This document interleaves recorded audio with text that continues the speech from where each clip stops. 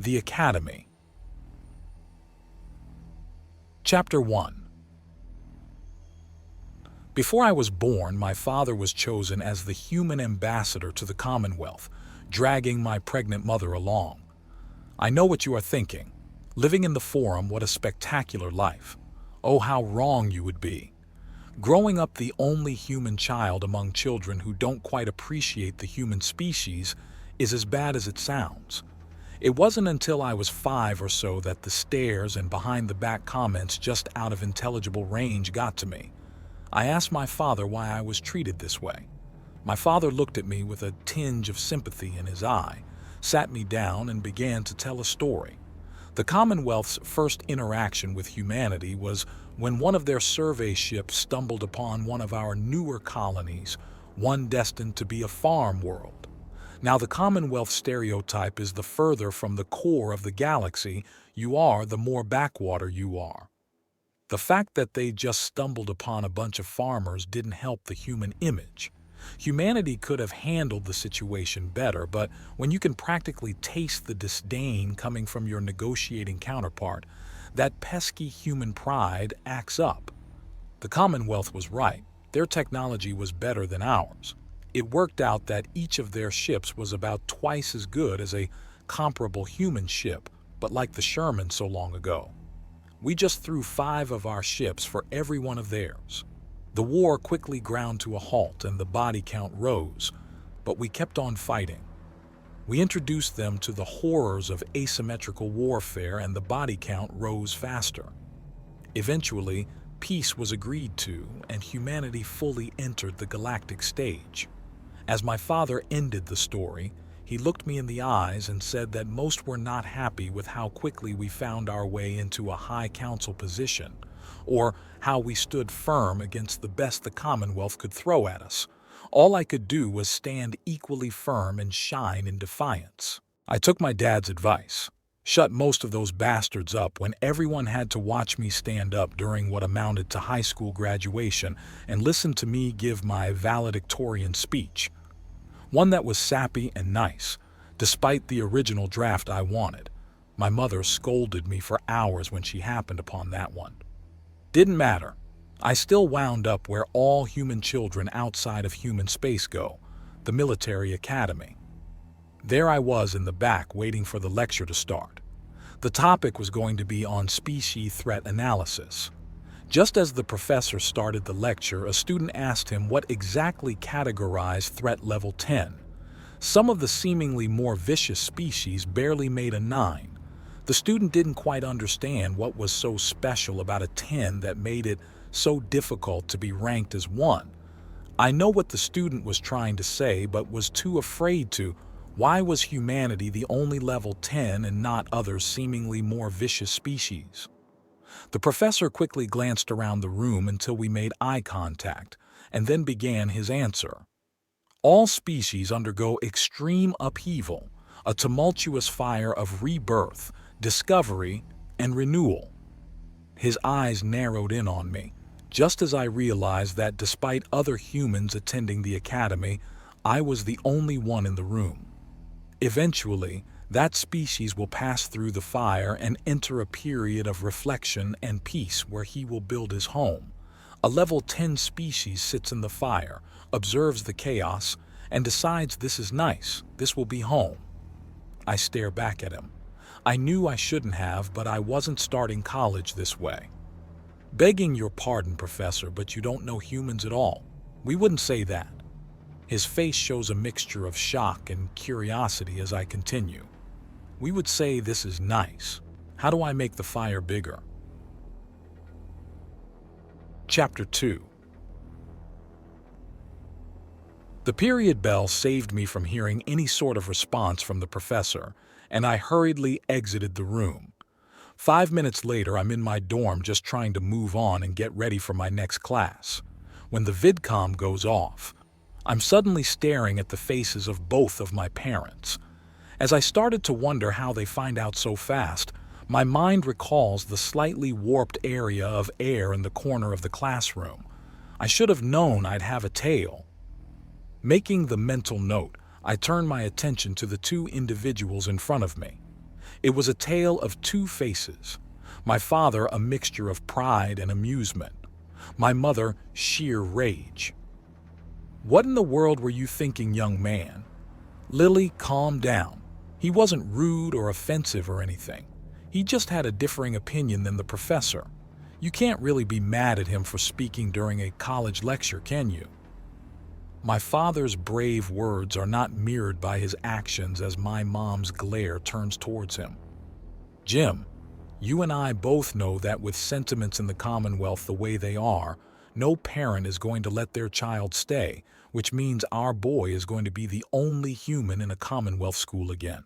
Why you insist he stays is beyond me. I told you, I'm the ambassador. It does not look good if my own child is not participating in the galactic community." My mom's resignation and frustration momentarily displace her rage, but only briefly as she turns back towards me. "I don't want to hear about another incident again, you hear me?" I nod my head in acknowledgement, my voice escaping me. The screen goes black.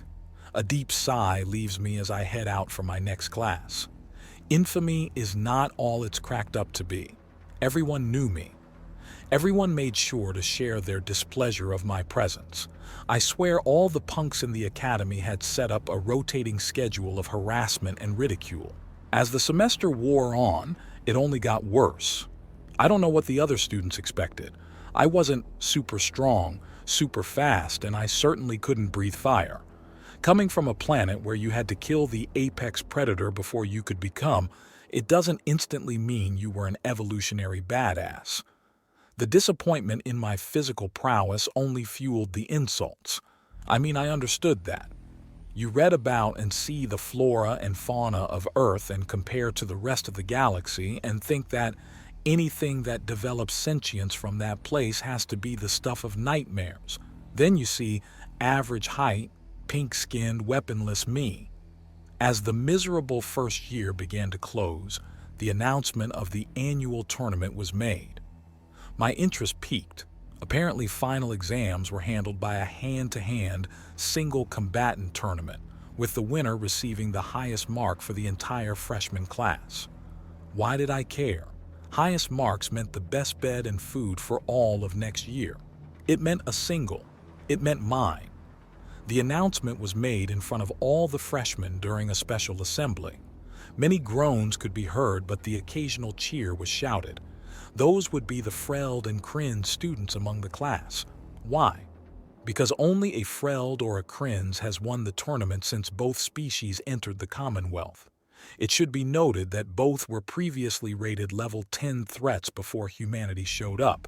So, some of that cheering had to be at the thought of correcting that mistake at my expense. Day 1 of the 10-day tournament had to have been rigged. Out of the thousands of students in the class, that my first opponent was Bringer of Doom, the odds favorite to win the tournament, was a bit much for me. I know what you are thinking, Bringer of Doom. And before you go much further, you need to consider two things. 1. Krins are not a complex species. 2. Yes, Krins are that pompous and narcissistic. Here I stand in a ring against an 8-foot-tall monstrosity with claws as long as my fingers and fangs that would make a saber-tooth jealous. Krins developed on a world ecologically similar to Earth, but evolved from a true apex predator. Being humans, we took to calling them kitties for the Earth animal they resembled. They love that. Well, Doom charges at me, and I set my feet. As the realization hits me, my eyes widen in disbelief. I almost forget to move, ducking and rolling under his swinging right arm. "Aw, is the pink flesh bag scared he's going to get hurt?" Doom mockingly says as he turns to face me. I don't bother to tell him that the level of telegraphing is what stunned me. I'd let my actions do that. He charges again, relying solely on his speed and power. I calmly redirect his blow up and over my head as I slide under his attack. The quick succession of blows that land on his torso as I work up to his shoulder result in a very satisfying pop as I hear his shoulder leave its socket. There are only so many ways to evolve into a biped. Only minor tweaks of my technique were required to deal with the various species I would face. I rotate as I reach up above me, turning the still large amount of forward momentum against my attacker, throwing him out of the ring and flat on his back. As he regains his composure, he looks up to see me, holding up my 10 fingers. Chapter 3. As I jump down from the platform and walk over the still dizzy kitty, my father walks towards me, radiating pride. I see he is still in his full diplomatic suit as Mom refers to his ambassador clothes. The old man must have run straight from the office. I don't know what makes me prouder, son, your skills or the money you just made me. The sheepish grin my dad is now sporting makes me chuckle. I tell him how glad I am to be supporting the family. My father breaks down into laughter at that. I would have bet anyways, but with odds like they gave you, I'd have to be a moron not to take it. I should be able to quit my job and retire to a paradise world if you keep this up. He manages to say after he calms down a bit. We both know he loves his job too much and they probably wouldn't let him quit anyways. He really is saying it to let me know just how much he had won without saying it too loudly. There were obviously some rustled feathers around the tournament after Kitty's quick demise. I begin walking to the rest area. It's been a while since I last ate and I had a good 12 hours until my next fight. Don't you want to watch the rest of your possible competition? My father asks. I beat the top contender in 2 minutes and didn't break a sweat. I don't care about the rest of my competition. His head tilts in thought before nodding, his head in agreement. Well, in that case, let me take you out to eat. I'm sure you are getting tired of all the meals they've been serving you here. His hands removing from doubt to the sarcastic tone he had laced meals with. How does some good old-fashioned barbecue sound? My eyes widen in awe. Where in God's green earth can I get that? Your old man has a few tricks up his sleeve, being an ambassador and all. Just as we head out the door, I'm accosted by a large group of medical-looking professionals. Probes are placed all over my body. Clothes are being ripped off. Before either my dad or I could say anything, a very official-looking individual steps forward and addresses me. Nothing to be alarmed about, they are just checking to make sure you aren't doped up on any PEDs, wearing any cybernetics, or had any genetic work done. You are comparing to the baseline human that was provided to the Commonwealth as per entrance requirements, my father interjected. Yes, and sir, I am addressing your son, not you. He is of age according to those same documents, and as such you are not privy to this conversation. Please leave. The judge says curtly. He can stay. I think I have the right to waive that same privilege that you are talking about, I retort. The judge scrunches her purply face, causing many wrinkles to form, making a face akin to a pit bull's, which I hope is a sign of being irked, and simply nods affirmatively. I still haven't gotten my alien library down, so the judge's species escapes my notice. The amount of times I was asked why my adrenaline levels were so low needed all 4 extremities to count. No one could believe my body hadn't felt the need to release any during my fight with Bringer of Doom. It was apparently unfathomable. In my examiner's eyes, it was a cringe, a member of the scariest beings ever. How could I have not been even a little scared? I just shrugged and told them there wasn't any threat to my life, no danger. I knew I was going to win. What a mistake that was. That probably added an extra 2 hours to the examination because they thought that somehow I had admitted to cheating. I still roll my eyes at that one. Thankfully, my father ended that shitstorm before it grew. He is referring to his extreme confidence, not that he is admitting to having done any action to give him an unfair advantage before or during the fight. I guess having an ambassador for a dad isn't so bad. It still didn't stop them from the extra checks to see if they had now caught both of us in a lie. After several hours of testing, retesting, retesting, and retesting, I'm cleared and discharged from the stale, sterile-smelling medic facility attached to the tournament building. As we walk out, Dad pats me on the back and asks, "Still up for that barbecue?" I let out a deep sigh, releasing all the frustration I had built up during the medical examination. There was no need to answer. All of that was behind us. Right now, the delicious sauce-drenched pile of pulled pork was all I cared about. Dad had taken us back to his private shuttle where, after a quick stint in the microwave, this glorious meal was before me. Due to safety reasons, he had had to land the shuttle about 10 minutes away from the tournament in a designated VIP landing zone, but that didn't matter. I knew I still had 7 hours until my next fight. Until, that is, a loud static hiss signaled that the intercom was on. "Will tournament combatant number 928 please report to Arena 15? There has been a scheduling conflict. You have 15 minutes to comply." My face had to have been of sheer torment because I have never seen my father's face so sympathetic. I had my fork halfway to my mouth as the full announcement registered. I quickly laid the fork down and walked to the tournament dejectedly. I barely heard my father saying he'll keep the food warm and look into why the rules had been changed. I walk up to Arena 15 with 2 minutes to spare, dejection having turned to rage over that 13-minute span. Oh, they were going to measure my adrenaline levels after this one, all right. Whomever was going to be my opponent was going to be in for a world of hurt. I climb up onto the arena itself, and already up and staring back at me from across the white-tiled floor is a Frey. Briz, if I remember the betting pools correctly. How did I know? Briz was the odds-maker's second favorite to win. The judge for our arena reiterated what I already knew when he introduced us. I figured on the way to Arena 15 that the deck had been stacked. Maybe it was the professor I pissed off at the beginning of the year, maybe it was some political bullshit, or maybe the universe just hated me that much.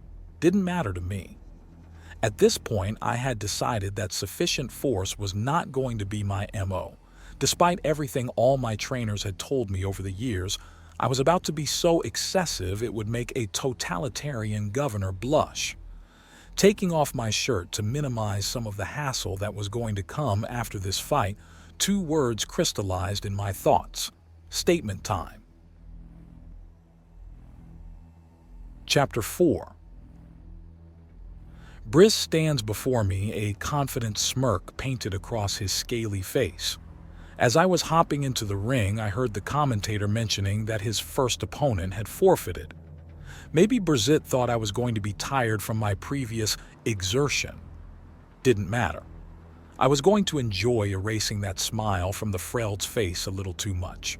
I swear Freld's had to be some kind of joke by creation. A reptilian alpha predator I get. A 6-foot-tall bipedal reptilian alpha predator makes sense. A 6-foot-tall reptilian alpha predator with a large hooked claw on either foot and serrated blades tipping each finger like some raptor from ancient Earth is still well within reason. But a 6-foot-tall reptilian alpha predator with large hooked claws and serrated blade fingers with 6-inch bone blades protruding from the forearms. Now you have entered the stuff of 7-year-old monster fantasy. This particular Freld had a dark red hue to his tough skin. It looked like he had taken a whetstone to the several large fangs lining his mouth, which would have made his smirk a terrifying sight to someone without balls. Unfortunately for him, that didn't include me.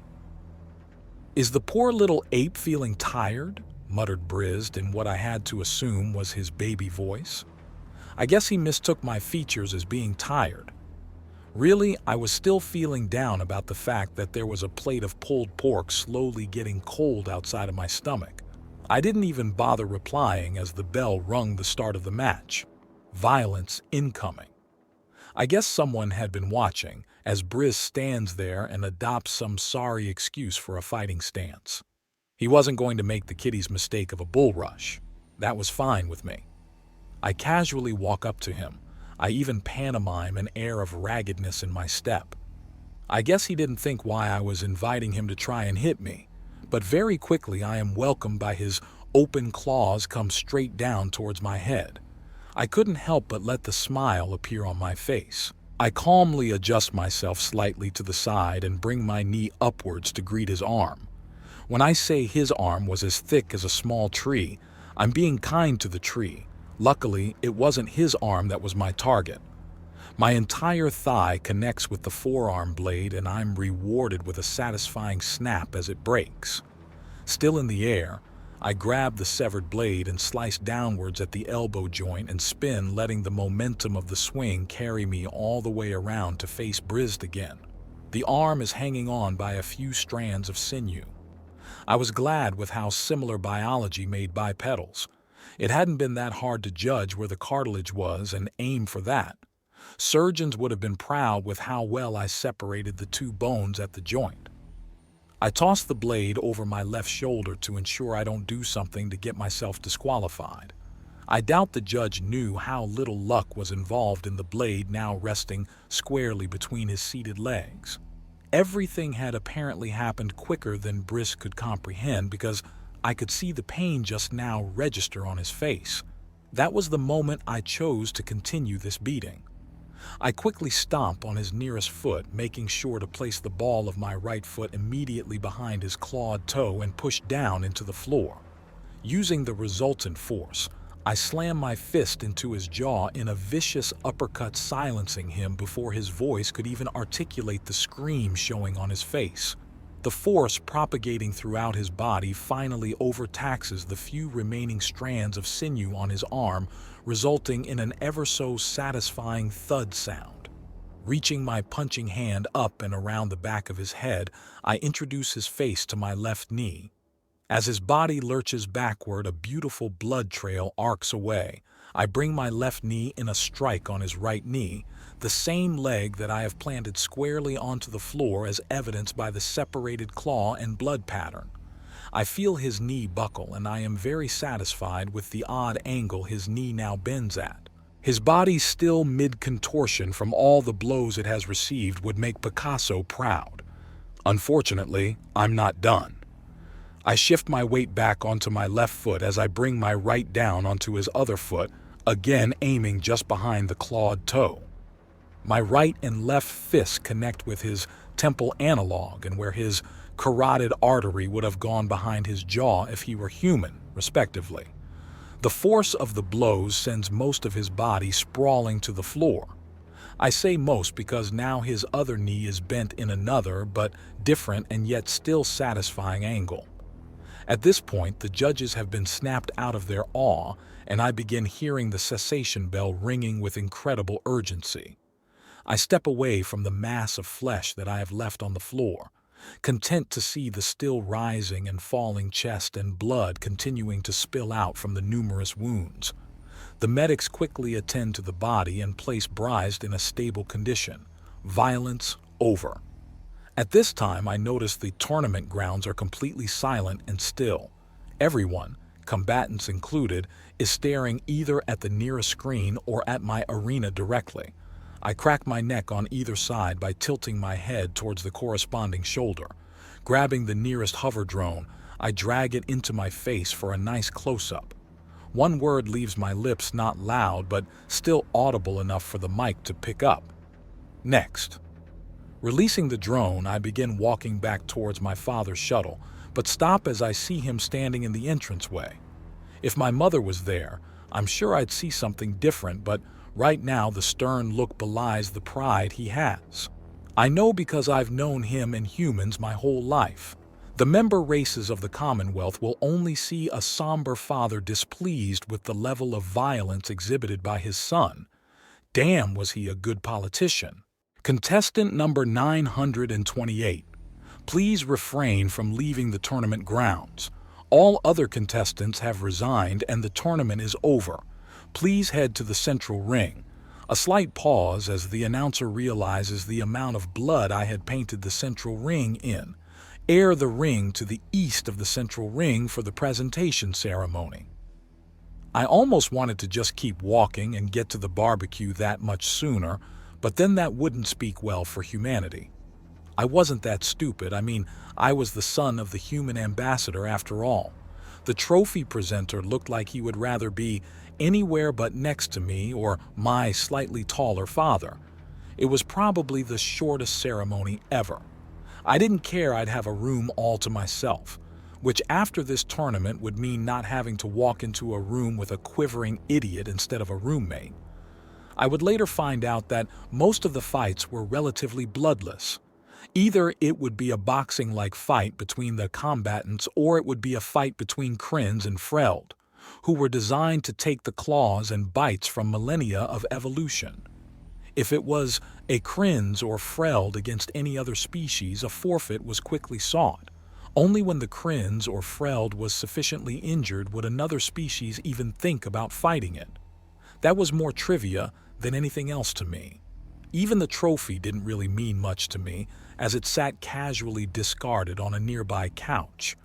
Oh no, it meant very little, in fact, especially when compared to the steaming, sauce-drenched pile of pork that was about to taste so good. Chewing on the savory hickory smoked manna. Okay, maybe I'm getting a little carried away, but let me tell you, after nearly a year of alien cafeteria food, it felt like the food of the gods. I tried my best to ignore the laughter bellowing from my father at the sight of ecstasy on my face. Chapter 5. I was about halfway done with my meal, my father just sitting there letting me eat in peace, when the door to his shuttle flew open.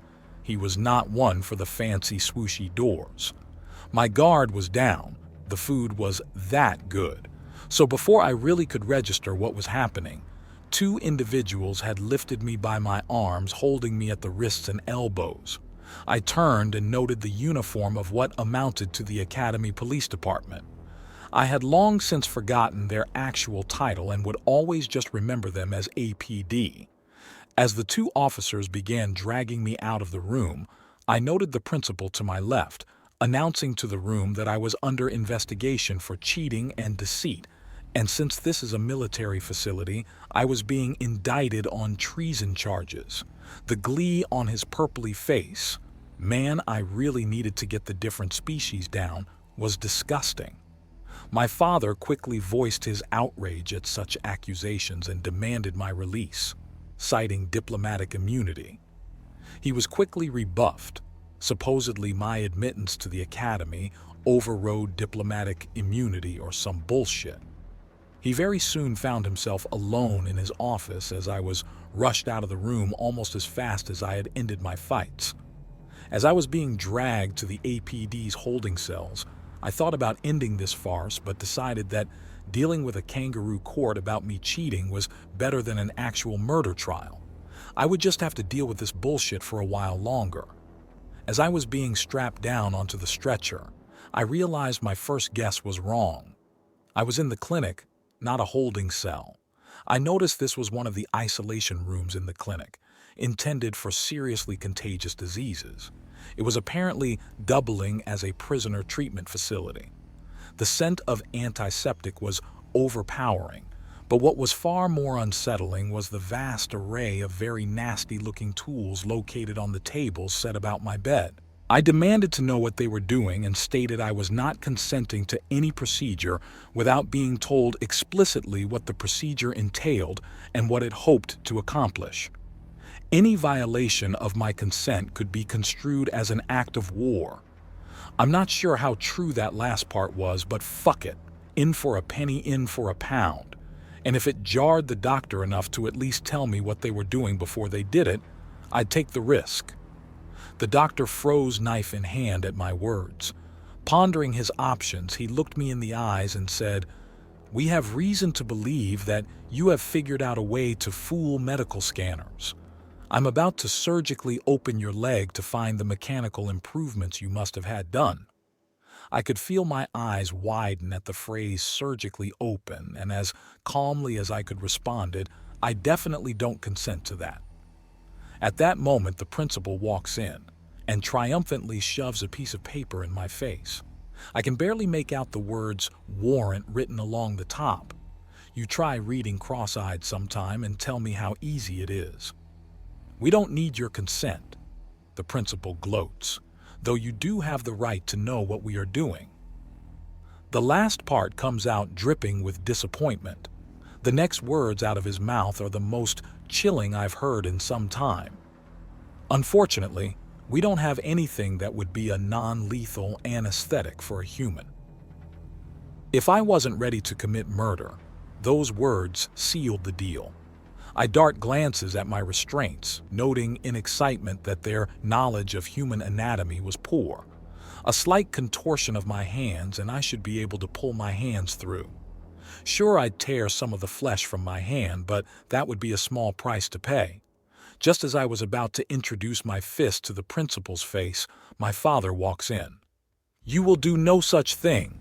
My father's booming voice causes both the principal and the doctor to recoil.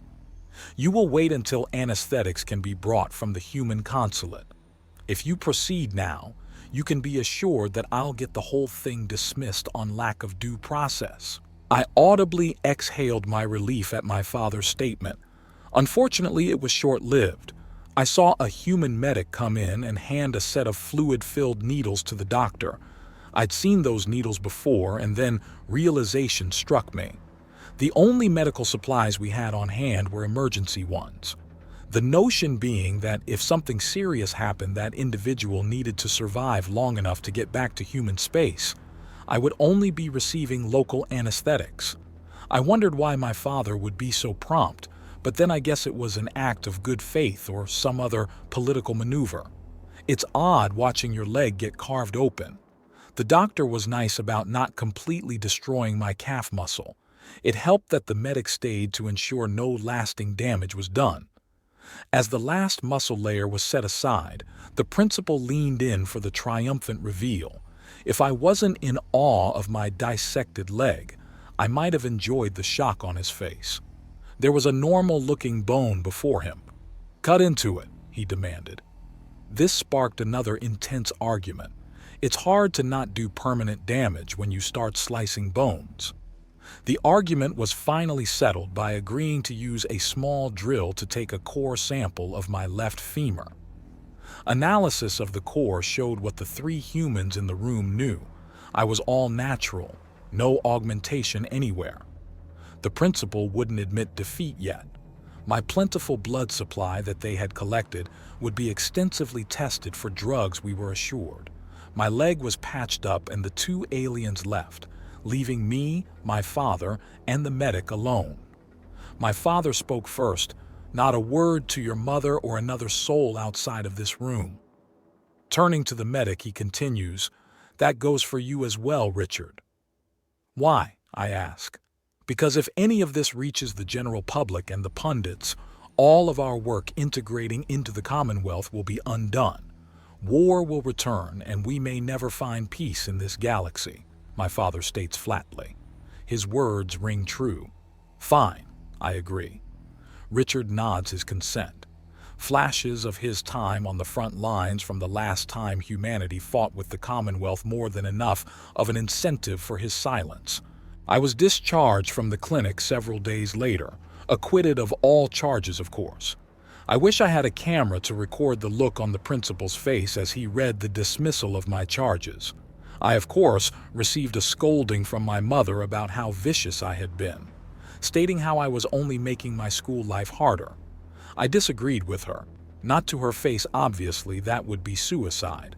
I had just made my life at the academy far easier. Making my way back to my dorm, I was greeted by Bringer of Doom. He snarls his question, "How did you learn to fight like that?" I stare up at him, my legs sore from the testing, quickly judging how useful it would be. I retort, "Where did you learn to fight?" "Growing up with my littermates," he states. "So you didn't learn to fight. You learned how to determine dominance, how to kill prey. At best, you learned how to brawl. Brawling isn't fighting." His head tilts as a puzzled look paints his face.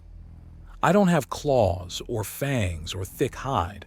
I need to use these effectively," I say, holding up my hands. Humans couldn't rely on natural gifts. Humans needed to learn how to fight. When we were growing up as a species, displaying dominance through violence was more about show than force. Challenges ended quickly lest a contributing member of the tribe was damaged beyond usefulness. Confusion still showed on Bringer of Doom's face. When man fought with himself, he did it for one reason: to kill.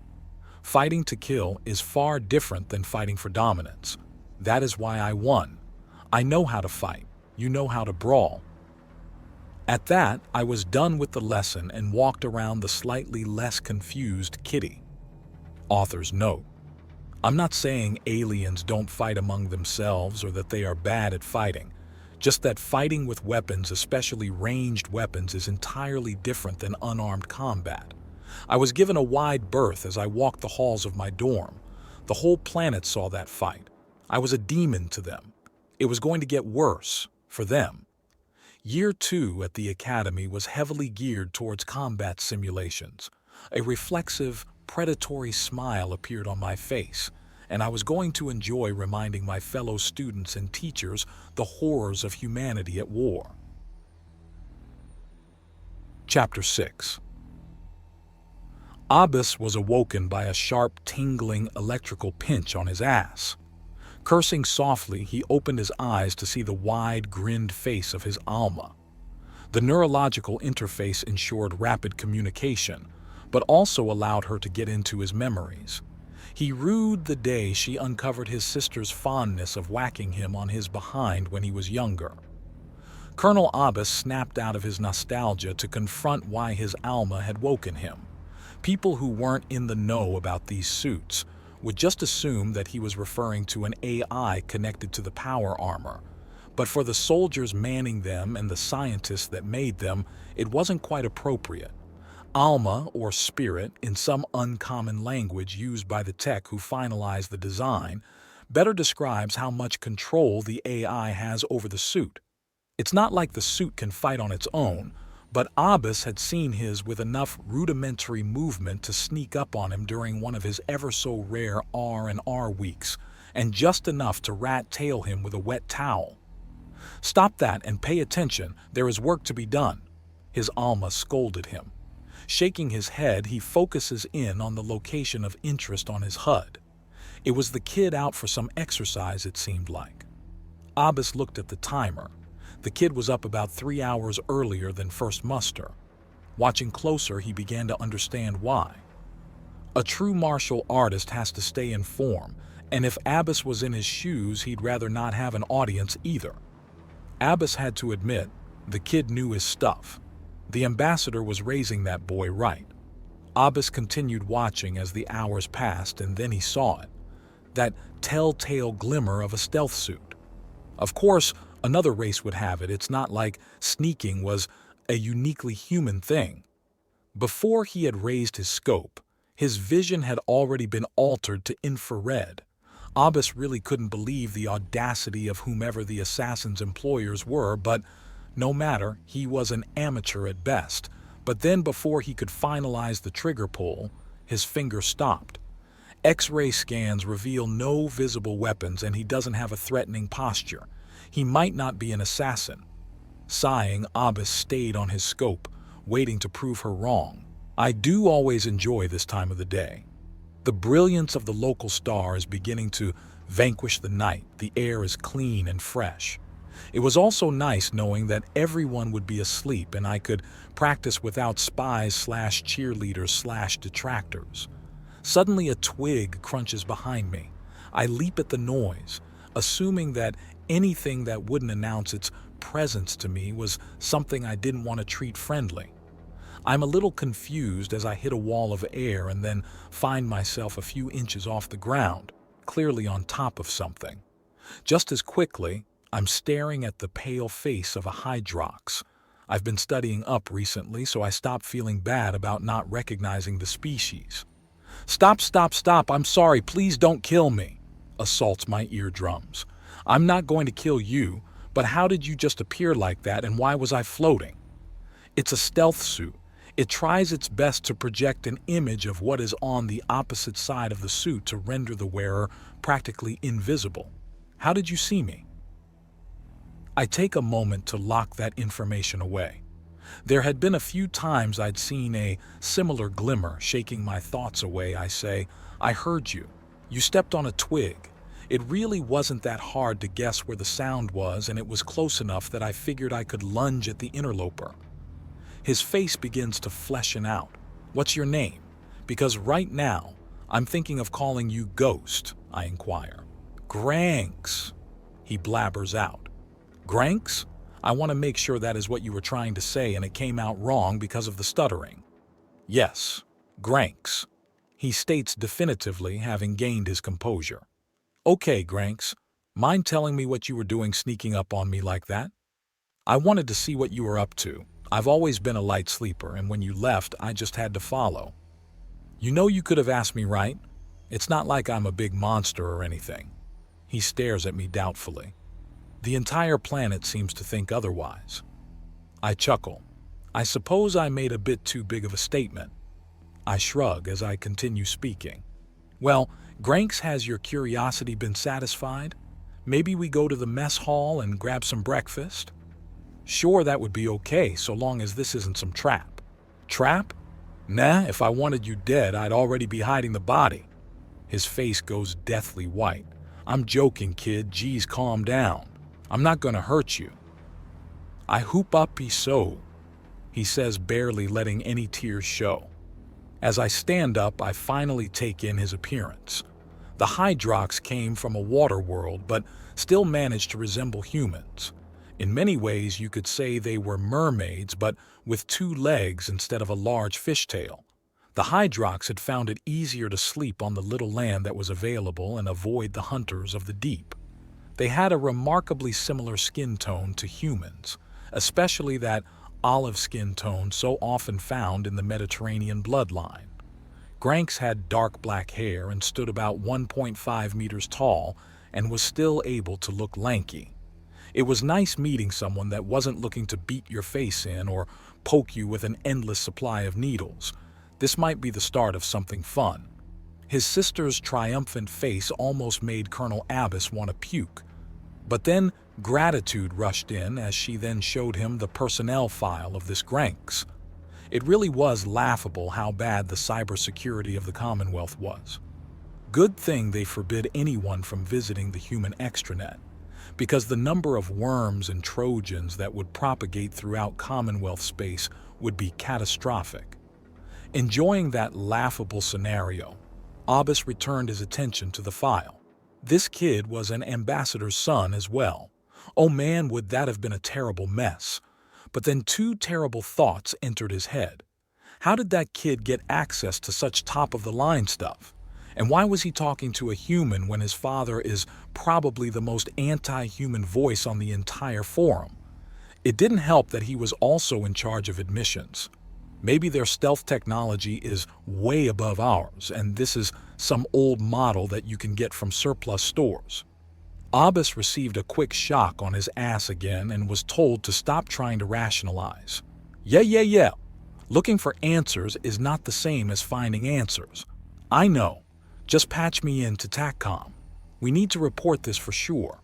The 2 most likely scenarios that just played out are both very disturbing.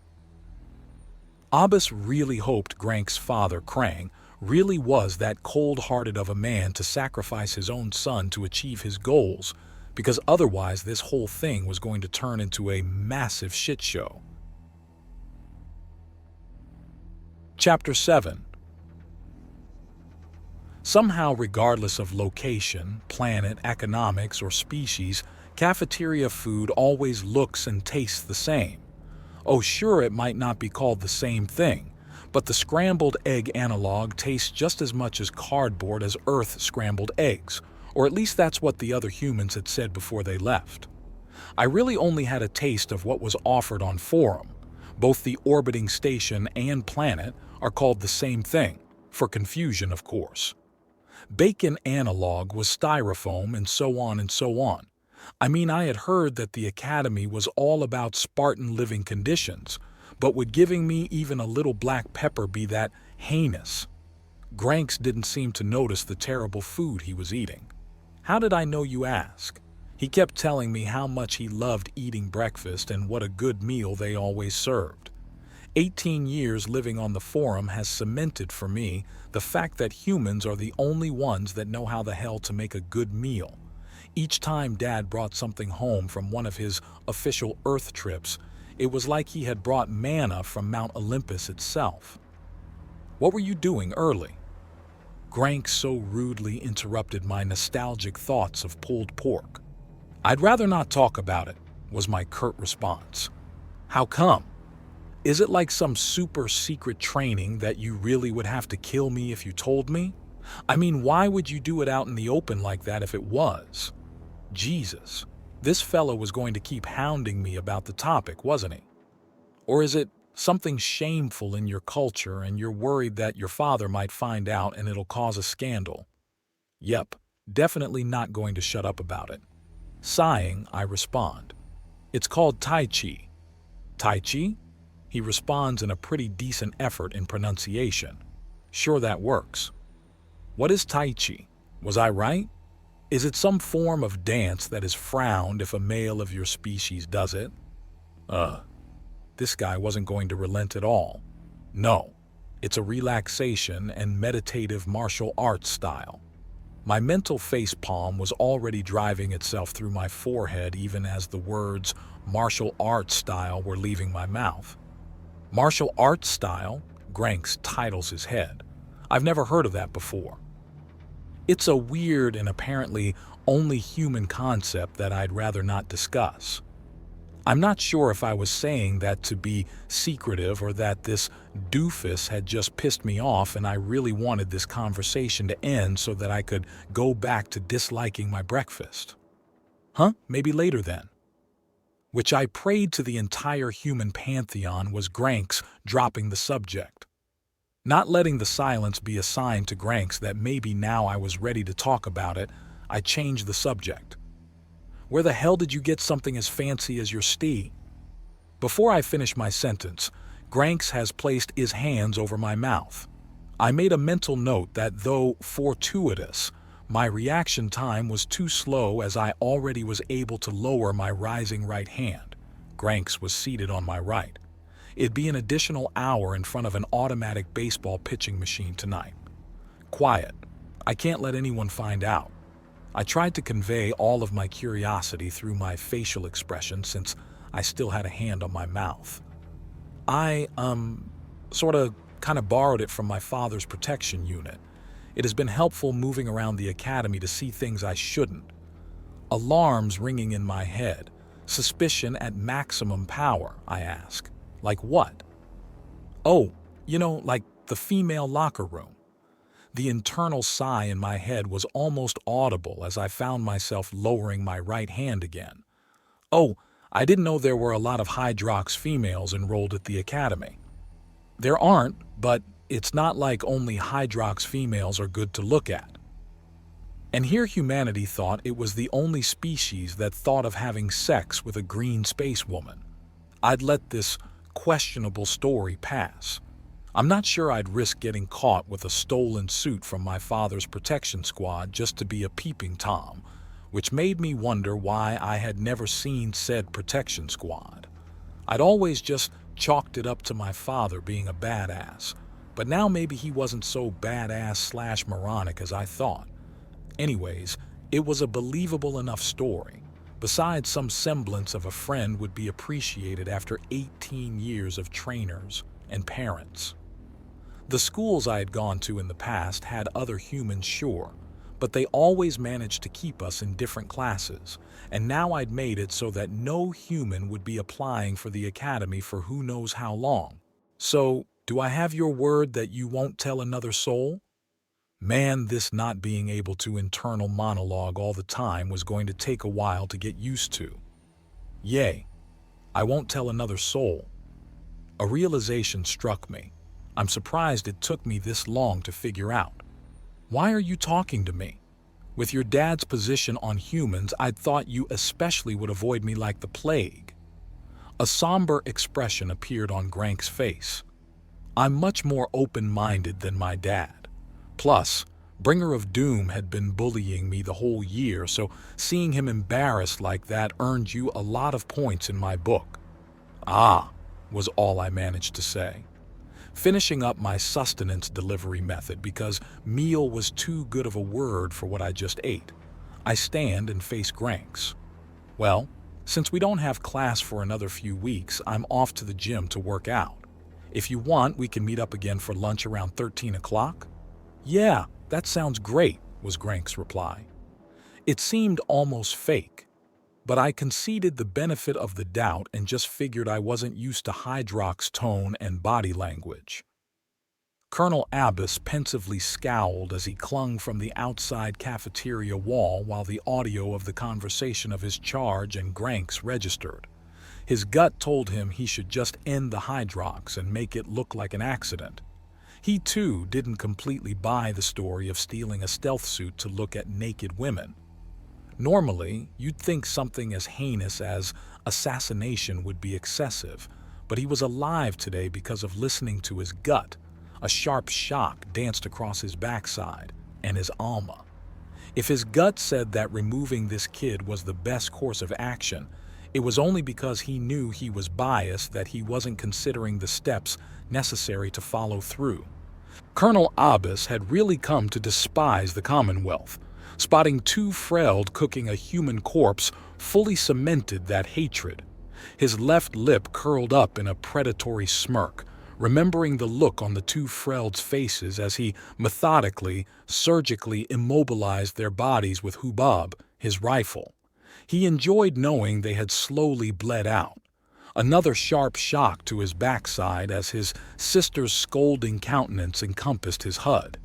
He knew he needed to let go of that hate and resentment, but that's easy for an AI to say, let alone his 80-year-old psychiatrist sitting in a lounge chair who hadn't seen the front lines of humanity's first interstellar war. Ambassador Jim appeared on his HUD. Listen, Abbas, I agree with your initial assessment and feel that there may be something afoot, but you are to maintain an observational role until you can get something more concrete. I also want you to let Thomas take over for a little while. With the recent revelations, TACCOM has decided you need a suit upgrade, as well as some effective stealth countermeasures. Yes, sir. I'm sure I get to keep my Alma as per usual. Colonel Abbas was not going to lose her again. Of course. Just make sure that you are compliant with all proper regulations, as I know you are. Jim's knowing smile leaving the sentence, tell her to restore factory appearance settings unspoken between the two of them. Chapter 8. Colonel Abbas was impressed at the kid's handiwork. He had started with a single onlooker, but soon it had ballooned into a group of about 13 and appeared to be still growing. It seemed that just as quickly, onlookers were becoming active participants. Abbas noted with a smirk that the kid had focused on katas more suited for meditation and exercise than actual self-defense. The real stuff he had continued practicing in secret, with a renewed sense of paranoia. Abbas still distrusted Granks, but as he reviewed the bios on the other students, nothing screamed at his attention. Good on him for making some friends. It would make the school year easier. The bell rang for the start of the first class of the new year. I had already found my seat and was waiting for the lecture to start. Space Combat Intro. This would be a very boring lecture. Any kid born into a military family knew them by the age of 10, which by now meant every human knew them.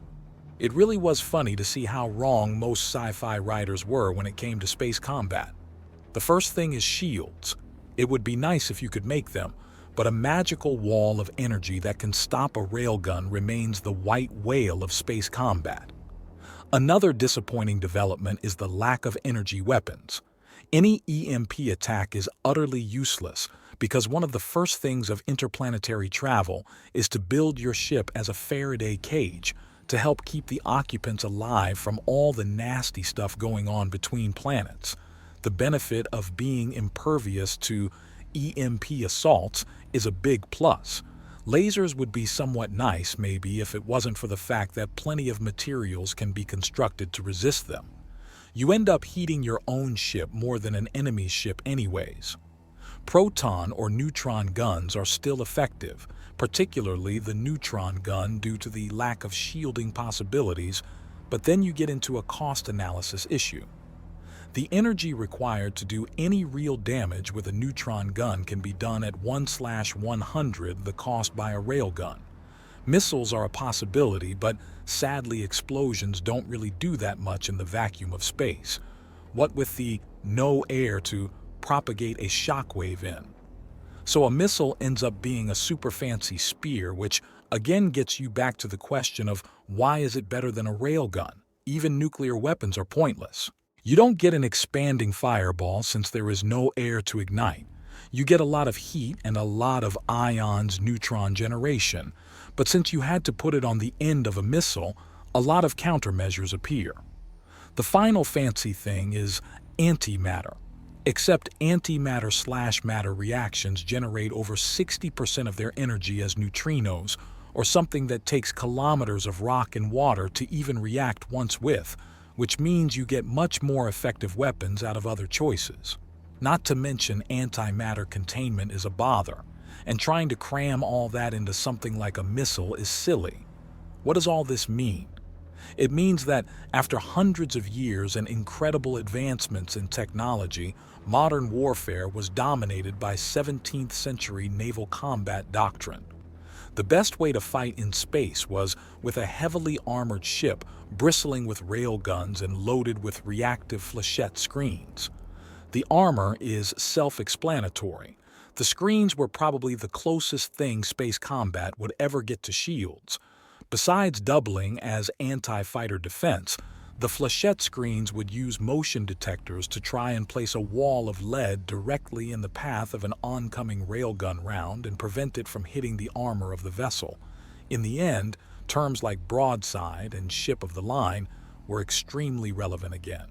I sighed at the thought of having to read about Lord Admiral Nelson, or whatever alien equivalent I would be subjected to for the umpteenth time. It was apparently a little too loud of a sigh as a very indignant, "Am I boring you?" was directed at me by our teacher. "No, ma'am. Just regretting that all the cool movies of old were proven so horribly wrong." Phew, that was a smooth response. Good job, head. Very well. Just try to keep your regret to yourself, please. Man, that was a bit too close. I'd finally gotten past the scorn my teachers had treated me with last year, and then almost set myself up for a new year of torment. The year carried on, and tests were actually quite interesting. Every test we took was done the same way. A famous battle in one of the member species history of any era would be recreated in simulation, kind of like a super advanced command and conquer video game, except you would be given the control of the losing side. You were expected to win. The closer you came to that, the better your score. These tests I could do like the back of my hand. It was fun, but a little too easy. Don't get me wrong, all the strategies and tactics were respectable and good, but I guess stale would be a good way to describe it. Early on in the year, I noticed an odd trend. Every species had the equivalent of the art of war, but where humans used it as a guideline, a good start point, every other species treated their version as a gospel. Somewhere in there was the perfect tactic for this exact occasion, the perfect strategy for this war. It's like they decided that that was good enough. They had solved war. One only had to choose the correct answer faster than their opponent to guarantee success. Granted, their versions of the art of war are far more detailed and in-depth. The myopia it causes remains. The result was that every test I took ended with me passing with flying colors and a comment amounting to, "How your battle plan proved to be a correct solution is baffling." It got to the point where a few teachers tried having me expelled for cheating, saying I was pulling a Captain Kirk and was hacking the simulation. As if I needed to do that. I sat in the principal's office listening to non-evidence being presented, told them to pull up the simulation right then and there, and then I'd beat it in front of the principal and the matter would be settled. Classes were winding down and the final few exams were lining up. The final for this year would be a different kind of tournament. This one, a simulation pitting student against student, each with the same size and composition Commonwealth fleet. Winner advances, tournament winner getting the same prize offered during the combat tournament last year, a single bed dorm room. It would be mine again. I was almost salivating at the thought of entering the next tournament when I sat down for my penultimate exam. The screen materialized to reveal a snow-laden field. A quick glance over my forces told me I was commanding several German panzer divisions. Then one of the nearby towns' name became clear to me, Bastogne. My eyes went wide with terror as realization struck. I was fucked. Every military person in humanity knew what I was supposed to stop, but no one was really sure how he had managed to do it in the first place. How in God's good name do I stop Patton's Third Army? That shit is one of the most impressive maneuvers ever performed by any unit of fighting men ever. Is the prodigal student flustered? The mocking voice of my teacher could be heard over the classroom. I tried to ignore it, but flustered was the least of the list of adjectives running through my mind right now. I mean, obviously, with the advantage of hindsight countering Patton's offensive would be easy, but that is a form of cheating on these tests. Regardless of what you know, you can only use the information available to your units. You have to be able to very clearly explain each action you took. And boy, were the teachers scrupulous with their reviews. I knew there was little changing of the outcome I could do. With the weather conditions as they were, Patton moved basically as fast as the warning from the disengaged German forces did. The first I'd hear of the Third Army's movement towards Bastogne would be when elements of it collided into the flanks of my besieging force. It would be too late by then. The simulation asked if I was ready to begin. I sat there looking at the YS button, seeing the slow, blinking rectangle around it as some Morse code of mockery. Even if I took Bastogne, it wouldn't matter. Patton's force would crush whatever forces I had left over from the endeavor. The 2 days at most I had before he arrived were not sufficient to make any real strategic use of the crossroad town to be considered a victory. Resigning myself to my fate, I hit yes and did nothing. Well, at least I'd have all those 100 E's to cancel out this 0. Little did I know of the shitstorm that awaited me. Chapter 9. Jim sighed as he looked over the latest in a long line of objections to human admittance. This one he was going to have to counter in this afternoon session. It was about the inefficiencies in the human warp drive, leading to excessively and potentially dangerous amounts of radiation release upon arrival.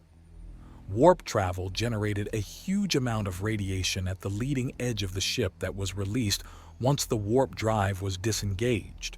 Normally, this made entering a system that is inhabited a really bad idea, but something about the radiation's interaction with dark matter caused it to bleed off into said dark matter.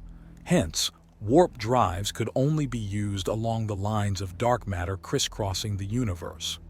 The more efficient the design, the more bleed-off occurred. Jim didn't know whether to be annoyed at the seemingly limitless avenues of refusal his foes were seeking, or to be overjoyed that they may actually be running out of ammo considering what a trivial and inconsequential thing this was. Speaking of political nonsense, Jim's thoughts turned to his son. It seemed he was doing a lot better this year, even had what could be considered friends.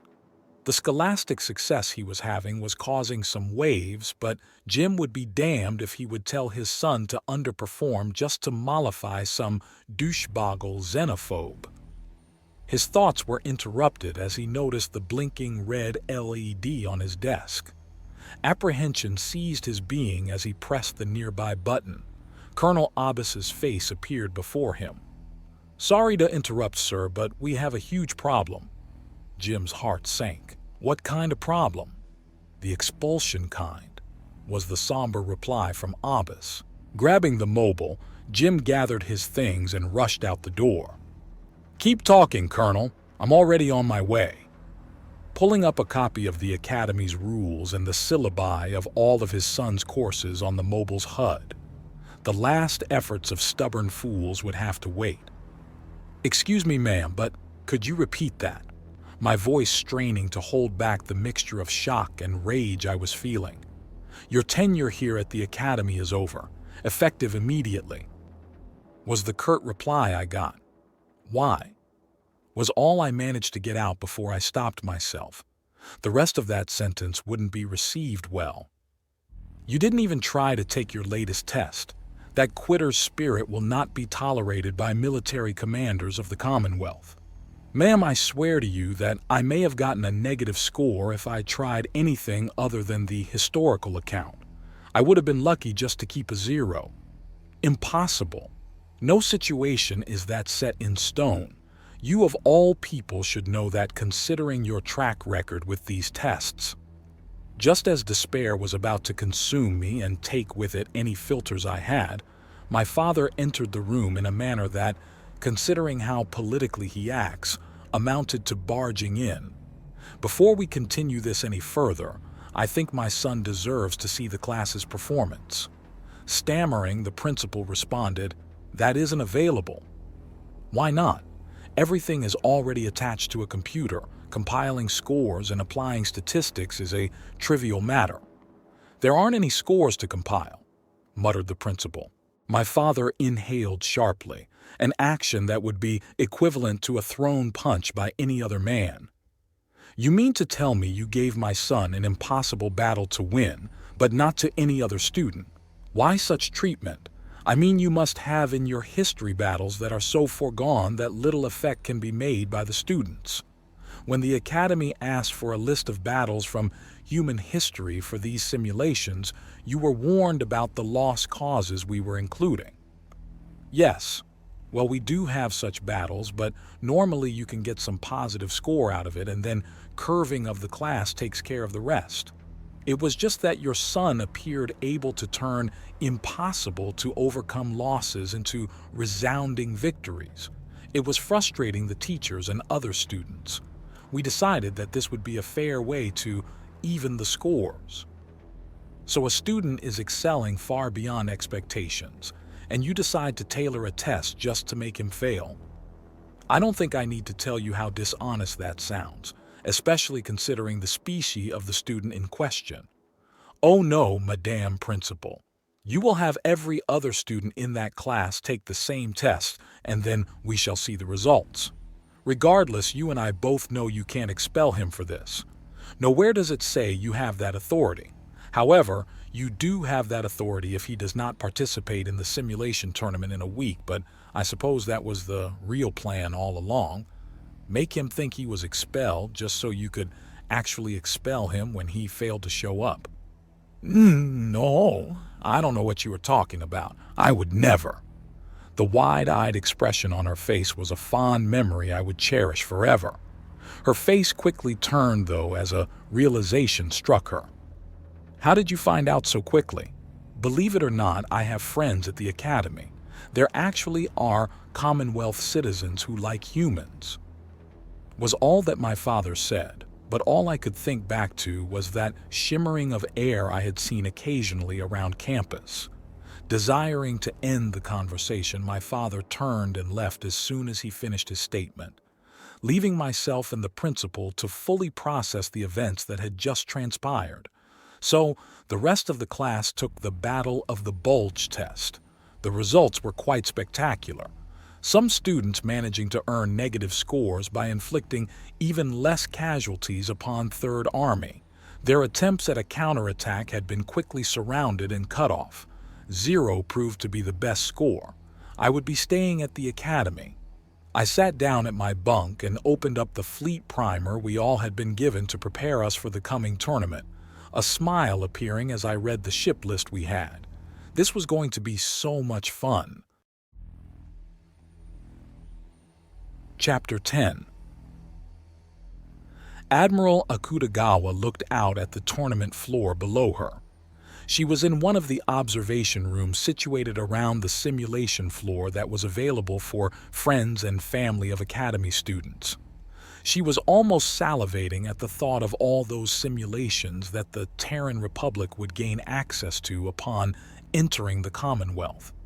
It was a gold mine of tactics and strategies that would be mined for a very long time by the top minds at the naval think tanks.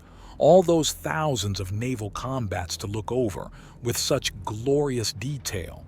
It was the best reason to join the Commonwealth, whether Ambassador Jim knew it or not. She searched all the rings, looking for the ambassador's son. Each ring was quite unique. 2 large boxes sat on 2 sides of the hologrid map. These would house the contestants, simulating the battle as would be seen from their flagship. It was a very immersive setup. She would probably demand a similar tournament be set up back at the Naval Academy on Luna. She was hoping to see something that would spark her own tactical mind. The whole of the Terran Navy was watching and waiting. In many ways, current naval warfare reflected the 1930s and the years leading into WW2. It was so much about just having the ship with the biggest guns and thickest armor. Tactics and strategy were stalling. Where was this generation's aircraft carrier? What new ship or strategy would forever alter space combat? The kid had set up quite the interesting formation with a lot of bustle around a single frigate. It was weird. Then the lights in the whole place dimmed and all the simulations froze. A predatory smile appeared on Kim's face. He had done it. This tournament was going to be fun. The rules really posed an interesting challenge. Yes, you started with the same fleet as all the other contestants. However, you didn't get any new ships to replace your lost ones. You were refueled and rearmed after every battle. But any repairs that couldn't be done outside of a mobile shipyard couldn't be done, which obviously included building new ships. It was a wonderful challenge that I was going to enjoy conquering, but it was going to be hard. 3D combat really wasn't something humans had a lot of experience with, while some of these races had had millennia in space. I needed an upper hand. How was I going to keep my ships alive the longest? It was clear that losing ships was unavoidable. Then a thought occurred to me. I realized that there just might be a way to lose maybe one ship and win the day. I set my plan in motion. If I could win the first fight with almost no losses, it would cause a snowball effect that would carry me through the rest of the matches. I looked over the fleet list that everyone would be using. 1 dreadnought, 4 battleships, 8 cruisers, and rounding off the fleet, 16 frigates. A decent battle group that represented the common fleet detachment for a peacekeeping group. The Academy, after all, was supposed to provide new leadership for the peacekeeper fleets, as the policing arm of the Commonwealth Navy was called. It represented the bulk of the Navy. In fact, unless an actual war was in progress, it represented all of it. The dreadnought was our flagship, unless a participant chose otherwise. It was a true ship of the line, and I couldn't wait to see 2 of them duking it out. A dreadnought came in at just under 1 kilometer in length, 995 m, taking almost a full year to build at the fastest of shipyards. It crewed 1,000 and was armed with 4 centerline half-ton railguns, each capable of hurling that semi-truck of a sabot at 0.0033% of C, or a whooping 10,000 m/s, something just shy of Mach 30 on Earth. It then had 15 500 lb railguns on each side, capable of hitting 0.004% of C, or just over Mach 35 on Earth. The 4 battleships were all the same class and came in at 620 m in length with a crew of 400. They only mounted a single centerline half-ton railgun and 10 500-pounders on each side, but each featured a dorsal and ventral turret with 3 250 lb railguns with a projectile velocity approaching Mach 40. The cruisers were 250 m long and crewed by 180. A cruiser only had 3 dorsal and 3 ventral turrets with 3 250-pounders each. The frigates were obviously the lightest armed, carrying only 2 dorsal and 1 ventral turret, with each one equipped with a single 500 lb railgun. The frigates were 80 m long and had a crew of 50. I had been giddy with anticipation as I walked into the simulated bridge and signaled my readiness to start the match. The black screens around me lit up as the simulation started. The enemy fleet was a good light second away. It would be at least an hour before any meaningful contact between the 2 fleets. This again was part of the rules. It ensured that commanders had enough time to orientate their fleet how they saw fit before combat began, but it also served my purpose. Using my dreadnought and battleships as cover, I began moving the crew off of one of my frigates, leaving just its captain, whose position I had taken over during the transition of personnel. The room doing a great job of adjusting to first the shuttle and then the frigate's bridge as I moved about my fleet. The enemy seemed blissfully unaware of what horrors awaited them. After all personnel had been evacuated off the frigate, which I had taken the time to name the Gay Bulge, was ready to make its maiden and only combat debut. I gave the order and my screen parted, giving the Gay Bulge a clear view of the enemy fleet, a sphere surrounding the enemy's dreadnought. I entered the coordinates for the warp jump and ran towards the prepared life pod, the ship shaking as the Alcubierre drive warmed up. I hopped into the pod and ejected from the Gay Bulge, pressing into the single viewport that appeared as the room transitioned into that of a life pod. Then the system froze. I would later be told the whole building dimmed and every other simulation froze. The supercomputer assigned to my simulation had contacted its peers with a single question, one that no one had been insane enough to ask until me, apparently. What happens when a ship in warp drive came into contact with a solid object outside of the warp field? It was something that the single computer couldn't answer on its own, since no answer was known. So the question spread from my computer to another, and then another and another, until even the main computer overseeing operations of the Academy and all other computers was tasked with answering the question. No answer available. All the computers set about the difficult task of trying to solve the numerous calculus problems associated with the scenario. Having found one solution, they then had to resolve the problem with a slightly different set of assumptions, running numerous simulations preparing to take an average of all the results to best approximate what would unfold in my simulation. As the simulation continued after the brief intermission, I had my answer. I had guessed that at minimum I would be taking at least 1 frigate with my extremely fancy bullet, but the value of such chaos that would ensue in the enemy fleet alone was worth it. But instead, I was greeted with the ultimate jackpot as the collision of a 80 m 50-ton object traveling at speeds of stupidly fast against a 995 m 1,000-ton stationary object played out before me.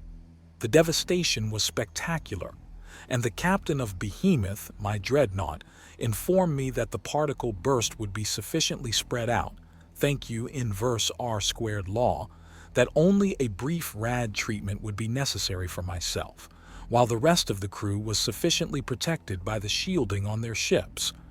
As my fleet closed for the killing blow, it became clear that the enemy fleet was significantly less fortunate. Most of them killed outright by the radiation burst, the rest dying painfully of radiation poisoning. 1 frigate was all I had lost. Round 2 was going to be fun. The eggheads would later find out the consensus decision by the computers. A ship within a warp drive bubble will be able to warp any object of equivalent or smaller mass, such that the bubble will remain intact.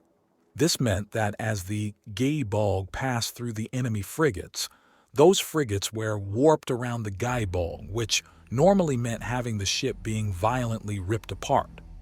The path the Gay Bulge took was such that it only clipped parts of cruisers and battleships around the dreadnought, and luckily for me, never clipping enough of them to exceed the mass of the Gay Bulge.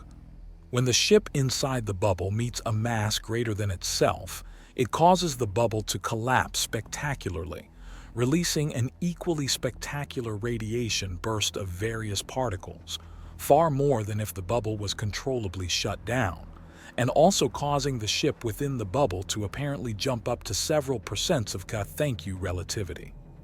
No computer could agree exactly how fast, so for fairness, the slowest answer of 1.2% C was used.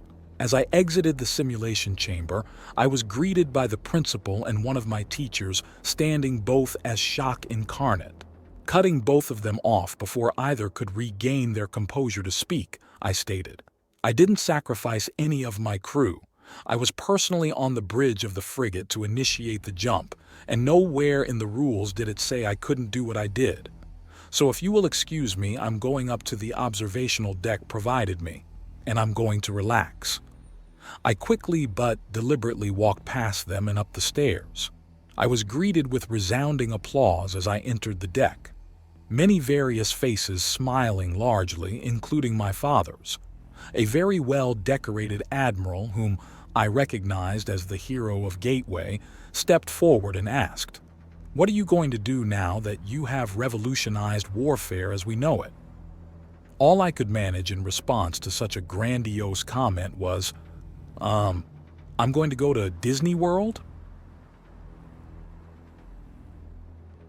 Chapter 11.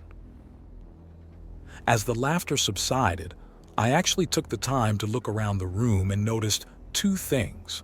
1. All the windows were closed. 2. There was a Kryn standing in the room, puzzled as to why the room was laughing.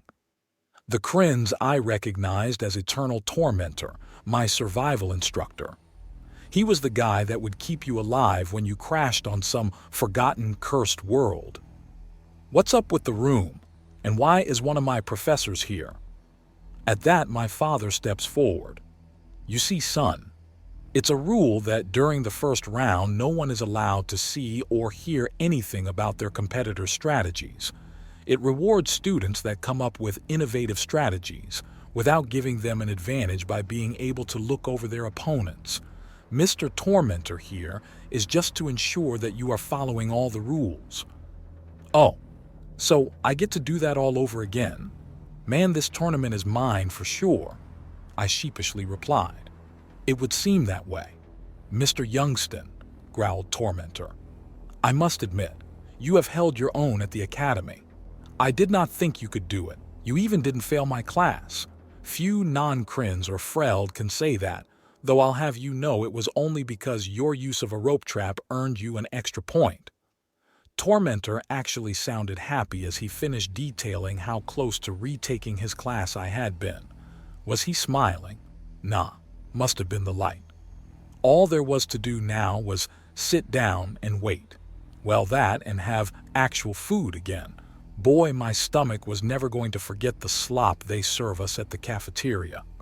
"And thus goes all glory in battle," stated the Hyrox commander, surveying the aftermath of the humans' combat. "The only people who still believe there is glory in battle are either ground commanders or naive naval officers who have never seen combat. The former are correct. The latter have yet to experience how uncaring space is. There is no glory, no honor, only the hope of a quick death at the hands of the enemy, rather than the slow, painful death of asphyxiation," retorted the Gint commander. High Admiral Hylian was the highest-ranked Commonwealth officer to have fought humanity in space.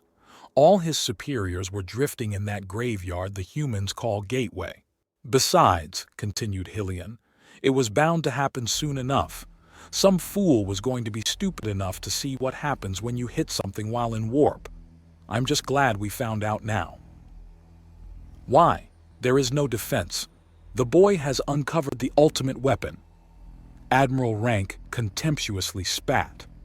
Hylian withheld his first response. It would not do to insult a cousin of Crang.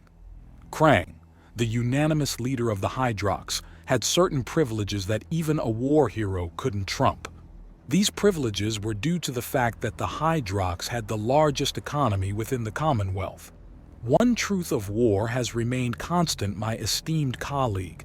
There is no such thing as the perfect attack, nor the perfect defense.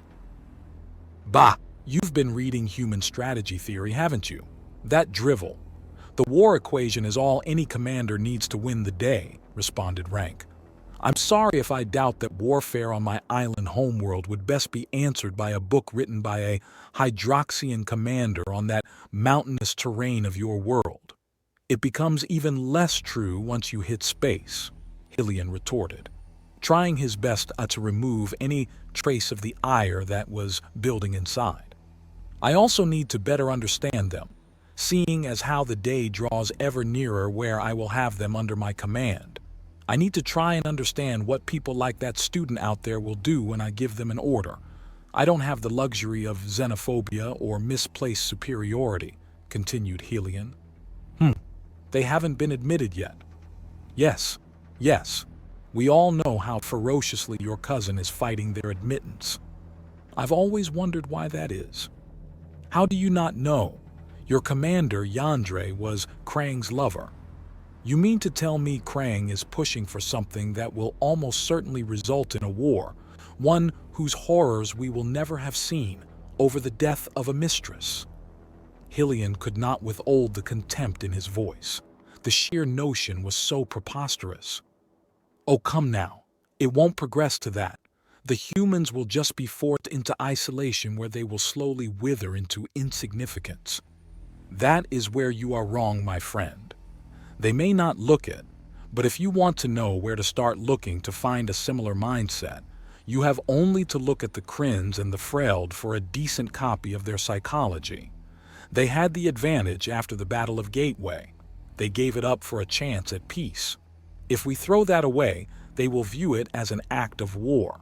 Because if we aren't ready to welcome them into the Commonwealth as full members, in their eyes, it must only mean we intend to bring them in as a protected species or worse. They aren't capable of thinking there is any other alternative.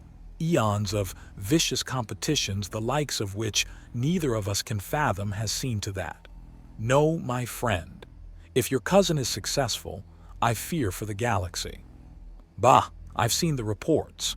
We can leverage the might of the Commonwealth economy. We'd win that war. High Admiral Hillian stared out of the observation deck over the many simulations still going on below him. A bright future, one he had sworn to protect, lay before him, which lay balanced on a far more precarious point than he would have liked. We probably would, but we would become monsters in doing so. I'm not sure victory would be worth what we would lose. I settled back into my bridge chair on board the simulation dreadnought Behemoth. We would have an hour for combat repairs before we had to jump into the next combat scenario. Another one of the tournament rules. All future combats would function like this one. Hour of rest. Jump. Hour of positioning. Fight. I didn't mind this prep time. I already had prepared Gay Bulge too, when a name fits, you know. I was literally twiddling my thumbs while I waited for the 10-minute mark. That would give me enough time to head on over to the frigate just before the jump. Gay Bulge 3 was also ready.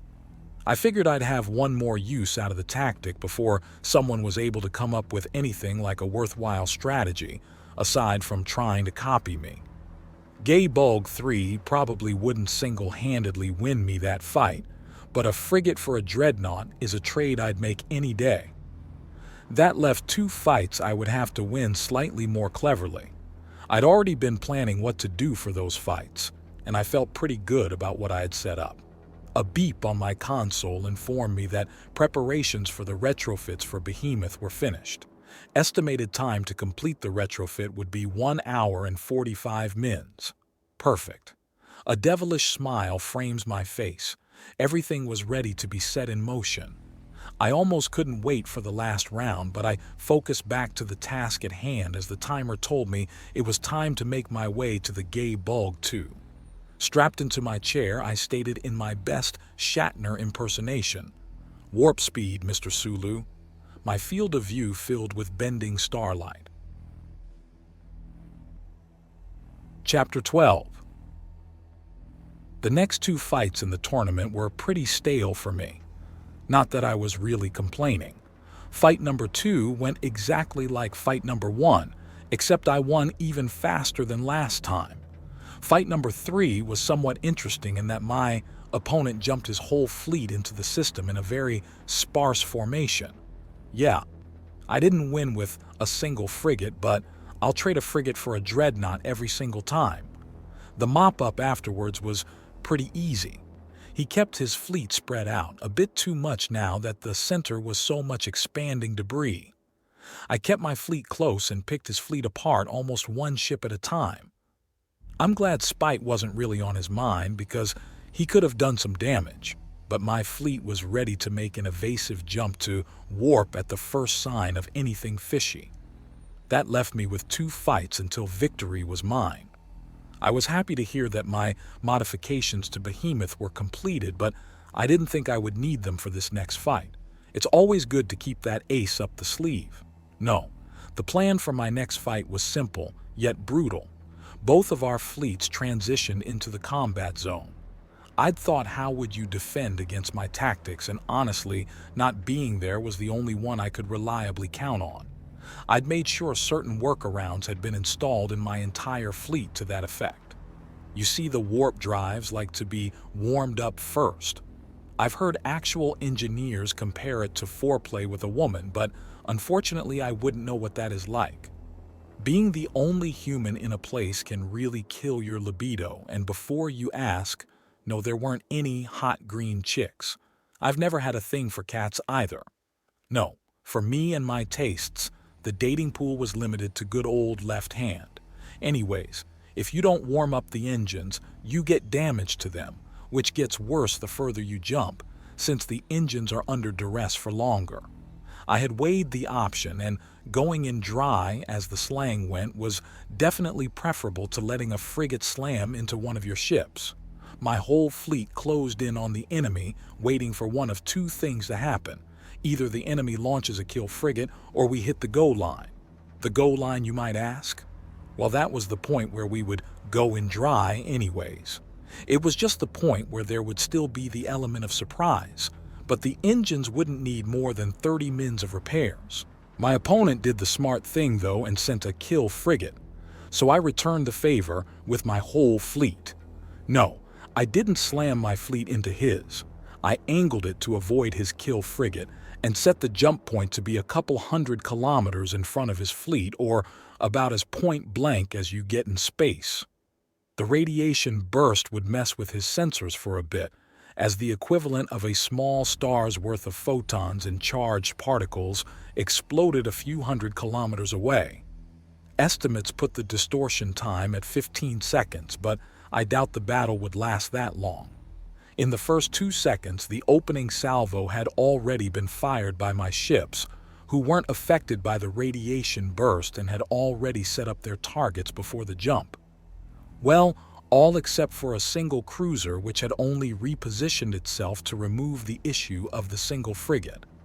The ships were already beginning to roll to bring their broadside to bear.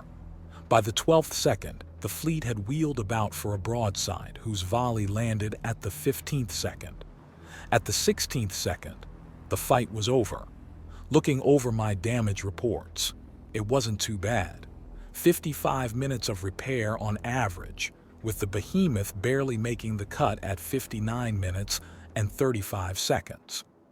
The Behemoth also had some damage to her ion propulsion unit.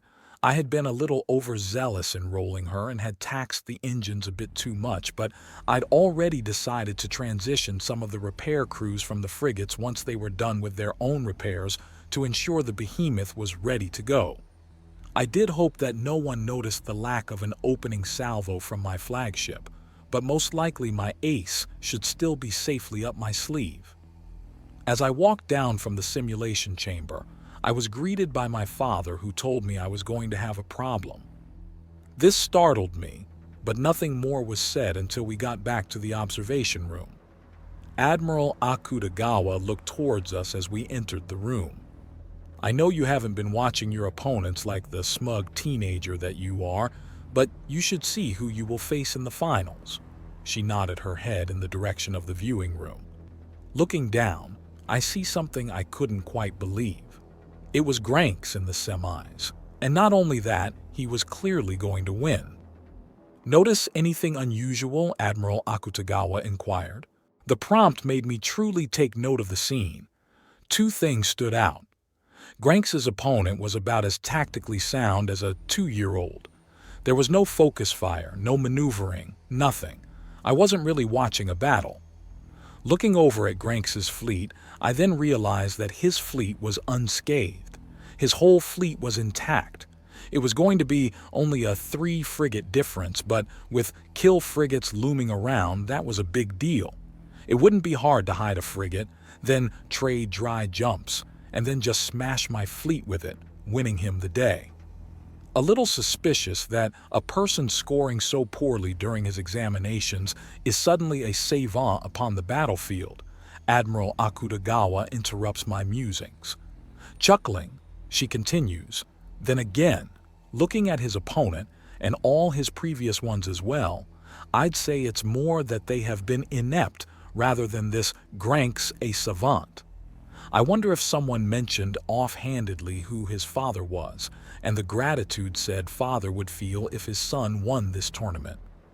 Too bad they were too young to realize that if Granks won, the suspicion would be high, and none of them will be receiving any gratitude, and they will have no standing since there actually wasn't any offers, just the perceived notion of an offer.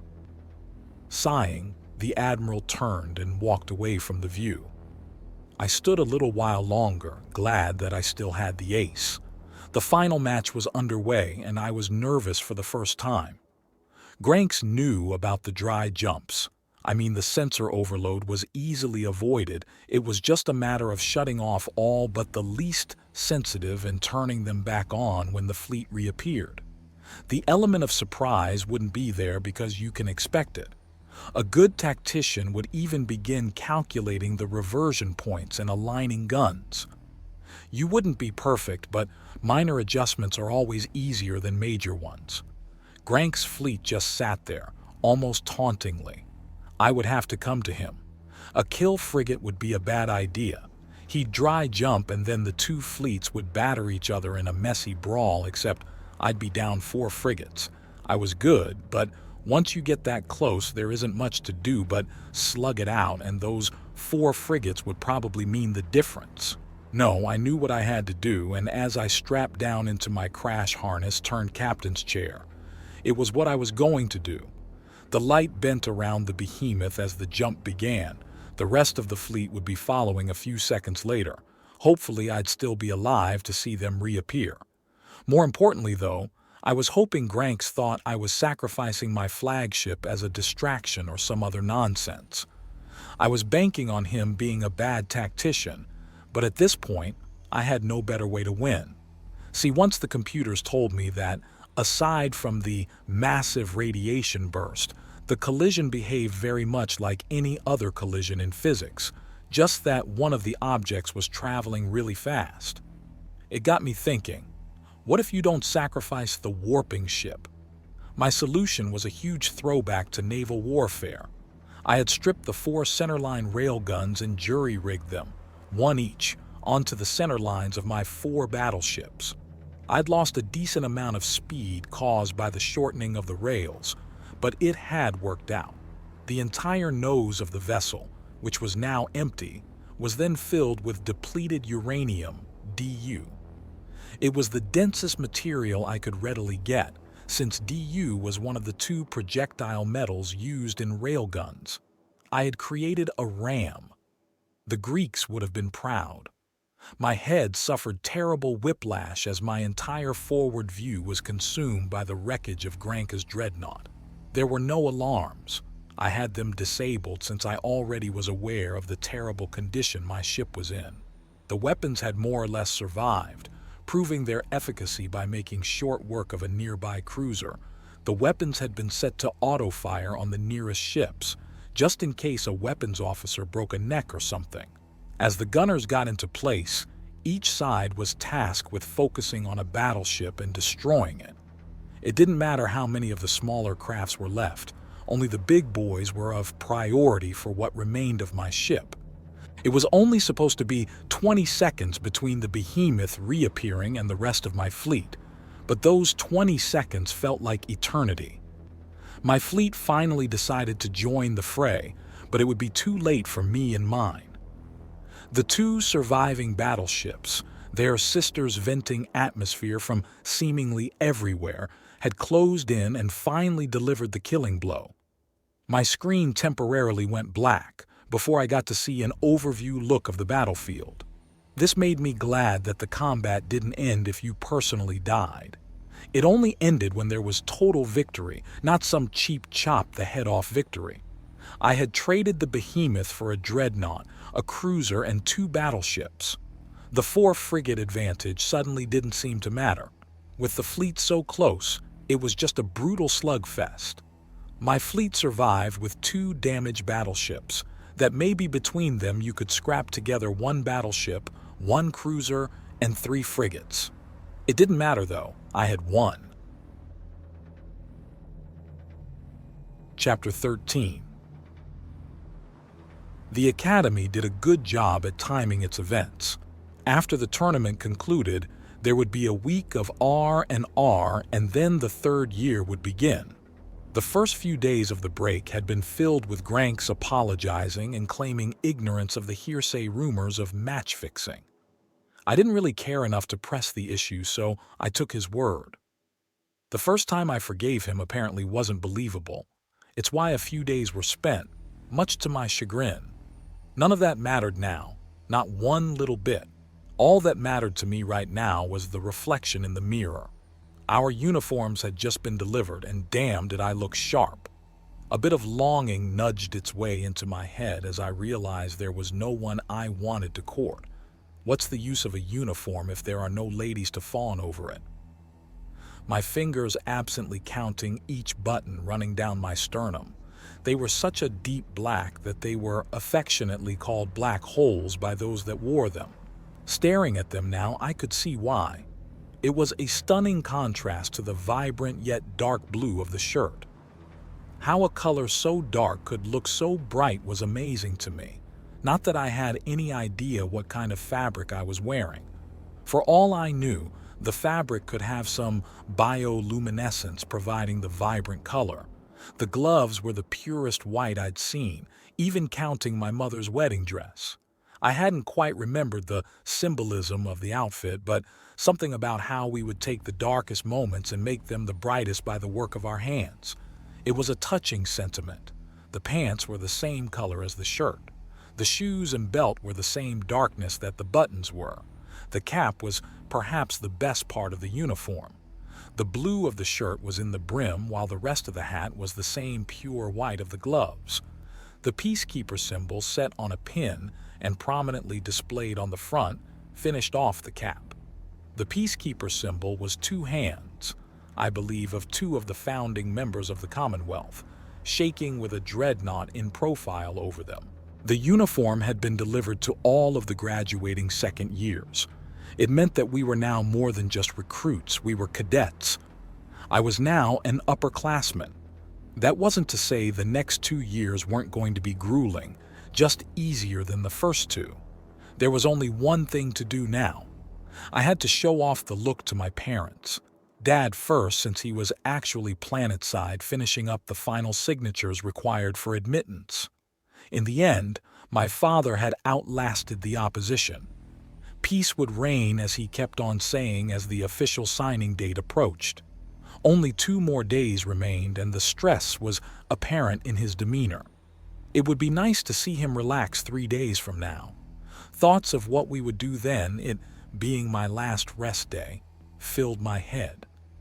I left my dorm and headed towards my father's office. Jim was still in disbelief. He had been in a state of shock since they announced the date and time for the admittance ceremony. Stirring the whiskey tumbler in his hand, he contemplated on all the traps and pitfalls he had navigated to get to this moment. He savored the burn that the Jameson left, glad that so much pain and suffering had been avoided. The joy was quickly sapped as a supposed empty hallway activated the pressure sensors. Spinning the chair around, he waited until the interloper had entered his office to speak. I must say, I knew Crang was desperate. That's why I've been so careful about where I meet people and what I eat, but to send someone to assassinate me in person, that I hadn't quite expected. At least you were smart enough to bring a gun. A disembodied voice responds, layered with confusion. How do you know I am here and what weapon I have? Jim smiles to himself since his back was to the would-be assassin. This would seem like a bad idea, except for the very thick piece of ceramic plating that formed the backrest of his office chair. Stealth suits are very fancy. CO2 scrubbers and oxygen tanks to prevent intake and exhaust gases from compromising the wearer. They prevent infrared from escaping the wearer. Most impressively, they even make the wearer disappear from the visible spectrum. The funny thing is that all of that fancy technology is spoiled by the simple fact that it is impossible to not exert pressure upon a surface when walking in a gravitational field. More fascinating is how much you can learn about an individual just by the pattern of pressure applied by their foot, even when wearing boots. Humanity has always been great at tracking things. It's ingrained into our very genome. We know how to learn from tracks and footprints. The sensors you are currently standing on are sensitive enough to tell me that you are a Hyrox. An assassin smart enough to get this far wouldn't be dumb enough to try and kill me with a blade, even if he thought he could get the element of surprise. He would know that I've bested Frey and Krins in hand-to-hand. What chance would a Hyrox have? No, a smart assassin would use a gun. Very astute. I had never thought of pressure sensors as a means of detection. I'll have to make a mental note of that for my next human target, the assassin replies, trying to regain some semblance of control. Mentally preparing himself, Jim turns to face an empty doorway. Thoughts of his wife and son flash through his mind. He couldn't wait this out. The assassin had chosen to make his move just as guard shifts were changing. Even though the silent alarm had gone off, it would still be 3 more minutes before anyone else would reach his office. Before you do what you were sent to do, I should warn you. I know your boss wants a war. He thinks it's a war the Commonwealth will win. If he thinks we fight hard and stubbornly when our freedom is at stake, he hasn't seen us fight when our existence is at stake. Jim is cut off as the Hyrox drops the cloak and responds. It doesn't matter how hard you fight, numbers will win out in the end.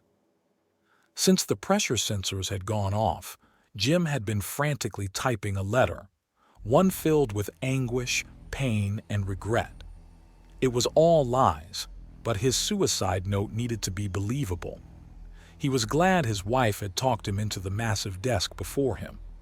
She had said it exuded power, but now it was the perfect shield, preventing the assassin from seeing his hands moving feverishly across the keyboard. Steeling himself for what was about to happen next, praying that his reflexes wouldn't fail him, he continued his speech, a speech he had prepared weeks ago as the admittance became a near certainty. Crang's desperation had grown with each defeat, and with all peaceful avenues pursued, Jim knew something like this would happen. He didn't want to believe it, but he knew. Perhaps, Jim admits, but you don't want to see what the galaxy looks like if the Commonwealth wins. The Commonwealth will lose either way. Humanity loses either way. There is no victor in the war your payer wants. Who would win is a moot point anyways. Just like I had a plan to prevent all the other methods of assassination, I have a contingency for just this occasion. There will be no war, even with my death. Ha! You think I would fall for such a stupid bluff? Indignation apparent on the Hyrox's face. I was never good at poker, was all that Jim could respond.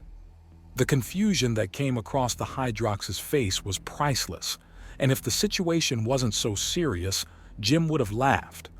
Instead, he saw the trigger finger tense, and his world slowed to a standstill.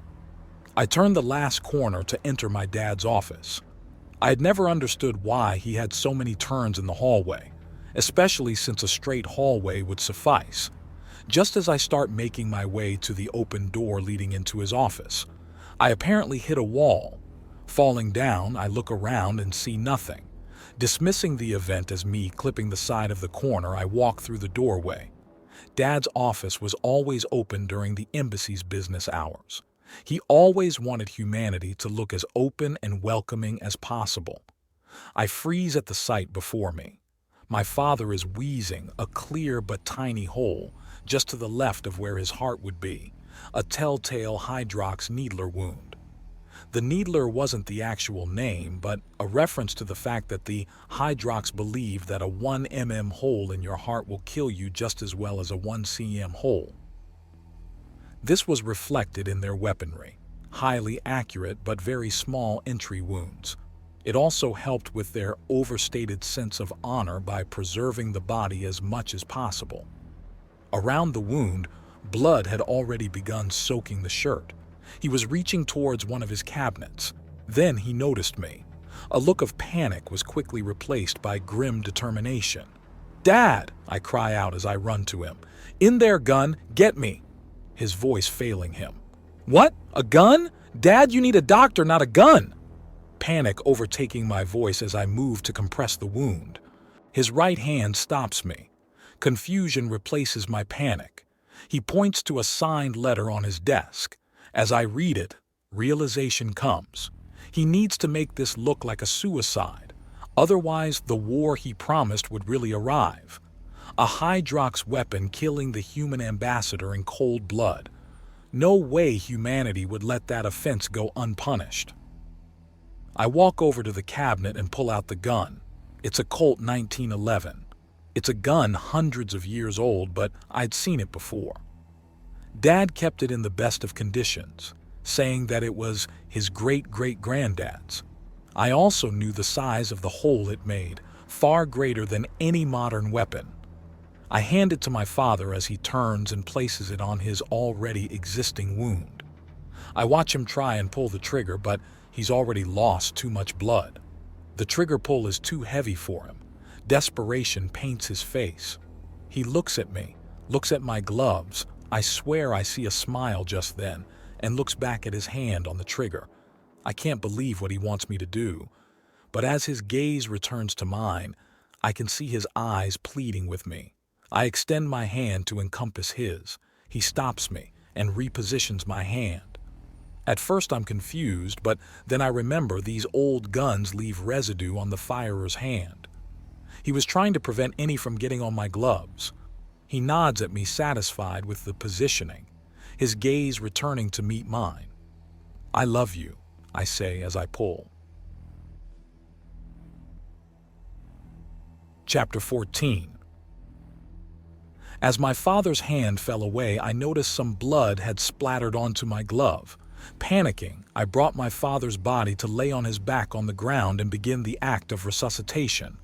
The blood soon soaking both my gloves, their white purity long since forgotten. The guards found me that way. A madman compressing the chest of a clearly dead man, blood everywhere. I don't remember what questions they asked, or the questions asked by the investigators shortly after. I zoned out all of that. All I knew was an hour later I sat in my dorm room, tired and fatherless. I sat on my bed for who knows how long, staring at the door. It suddenly flew open. I half expected it to be human guards to take me away for murder, but instead I was greeted by emptiness. I must have already begun slipping into madness as I heard the air crying. Such thoughts vanished as quickly as the armored human appeared before me. The knowledge that I had been right regarding my tale, which normally would have filled me with smugness, meant so little to me just then. I don't know what you actually saw or what actually happened, but you're going to get up and get your ass to Admiral Akutagawa's office and explain everything there, Colonel Abbas said through bloodshot and tear-soaked eyes. I just stood there staring at this man, not really sure what to do. I said, "Get to the Admiral's office, right now," Abbas shouted as he drew his sidearm. The sight of the weapon jarred me into action. I raised my hands and stood. I began to trudge out of my room and started the march towards the aforementioned office. I turned to make sure this seeming madman had at least holstered his gun, but saw only air. "The gun's away, just keep moving," the air growled at me. It was about halfway to the office when I ran into Granks. I had just turned the corner and nearly bowled the scurrying Hyrox over. "Oh, you're walking around.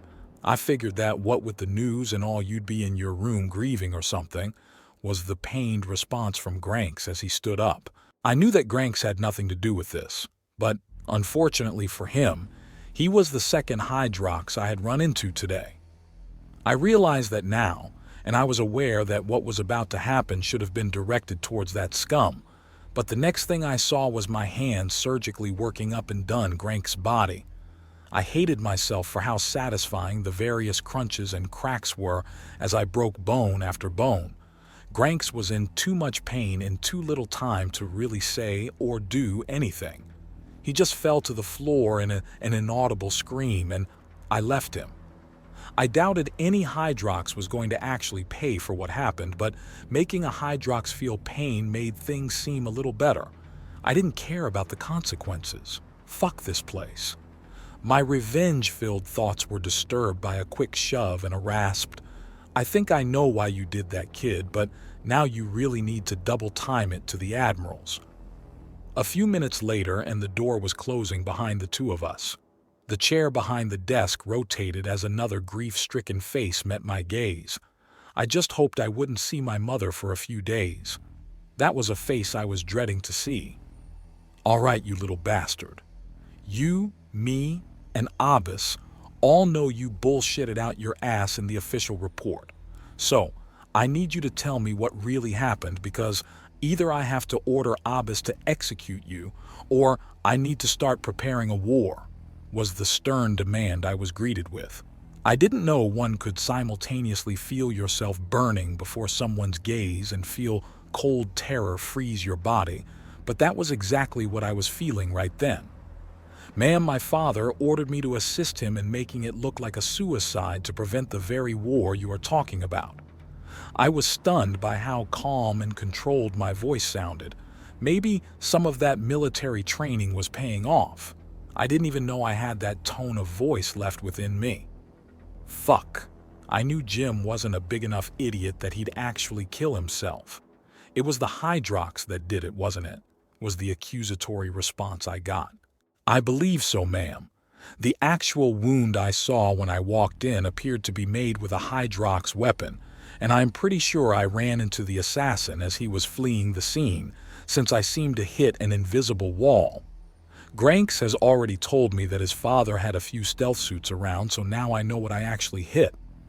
Anger starting to seep back into my voice as my safety seemed assured. Yes. Why do you think you're still alive now?" Akutagawa said with a dismissive wave. "Colonel Abbas saw you fall and had a chance to quickly look over the pressure sensor data before he expunged it. It clearly was a Hyrox who you bumped into.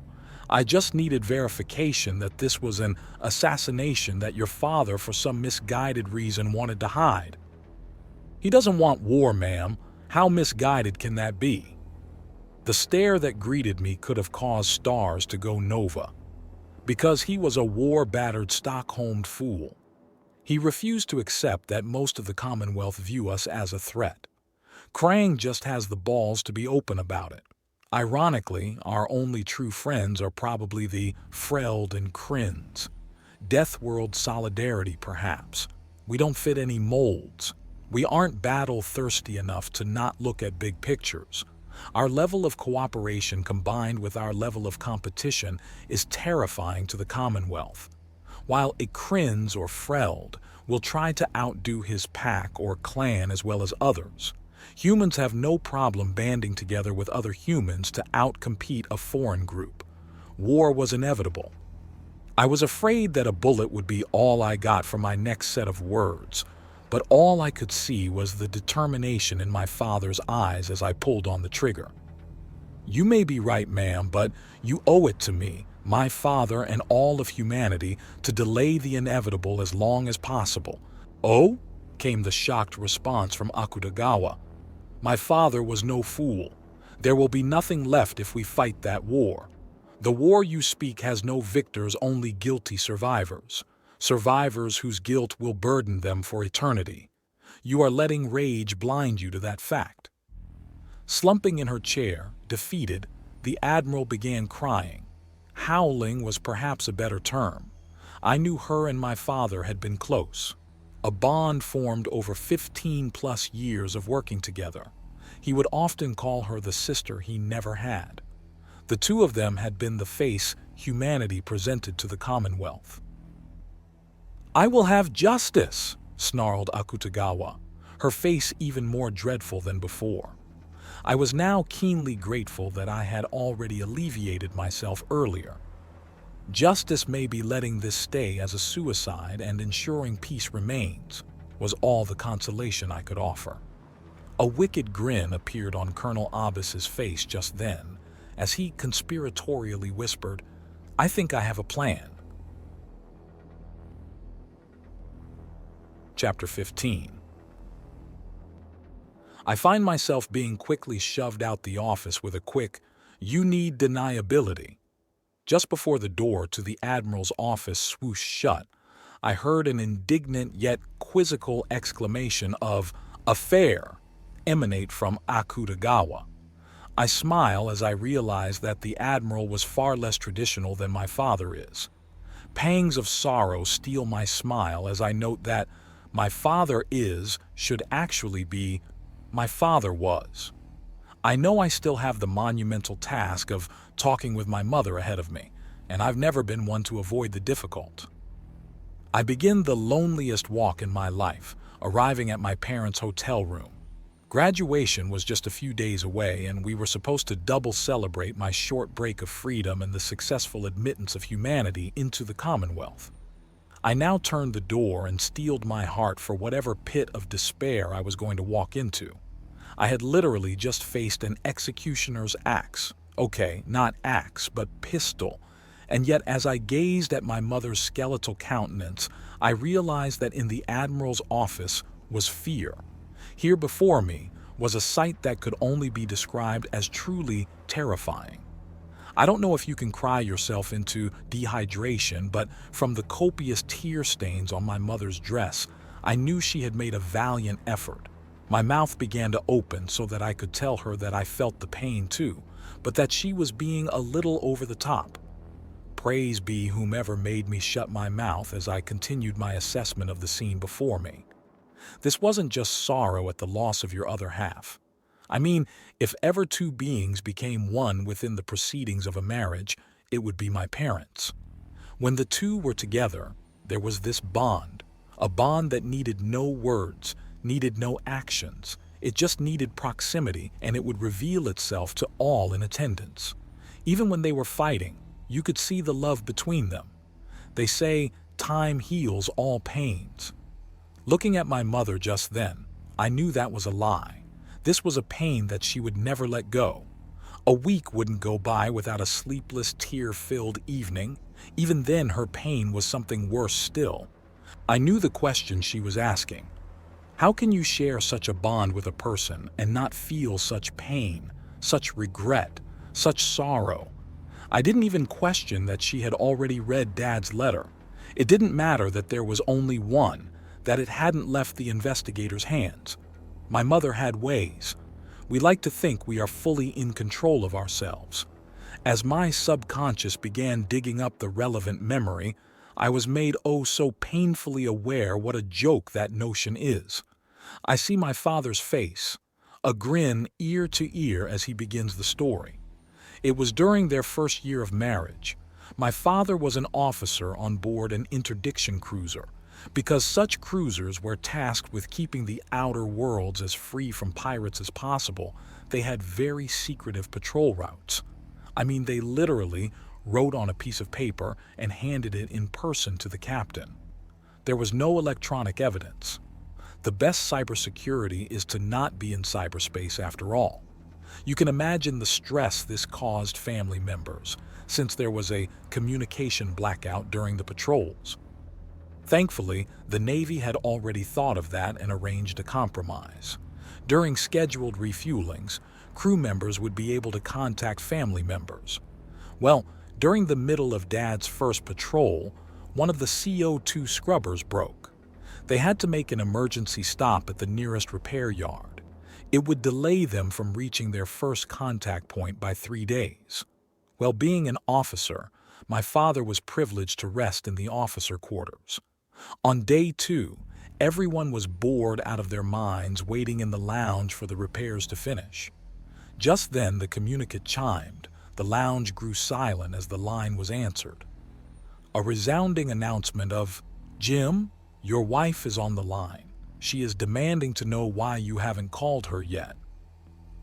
The answering office paused as he continued to listen. "She also wants me to tell you she is pissed as hell." At that point, my father would break out in laughter.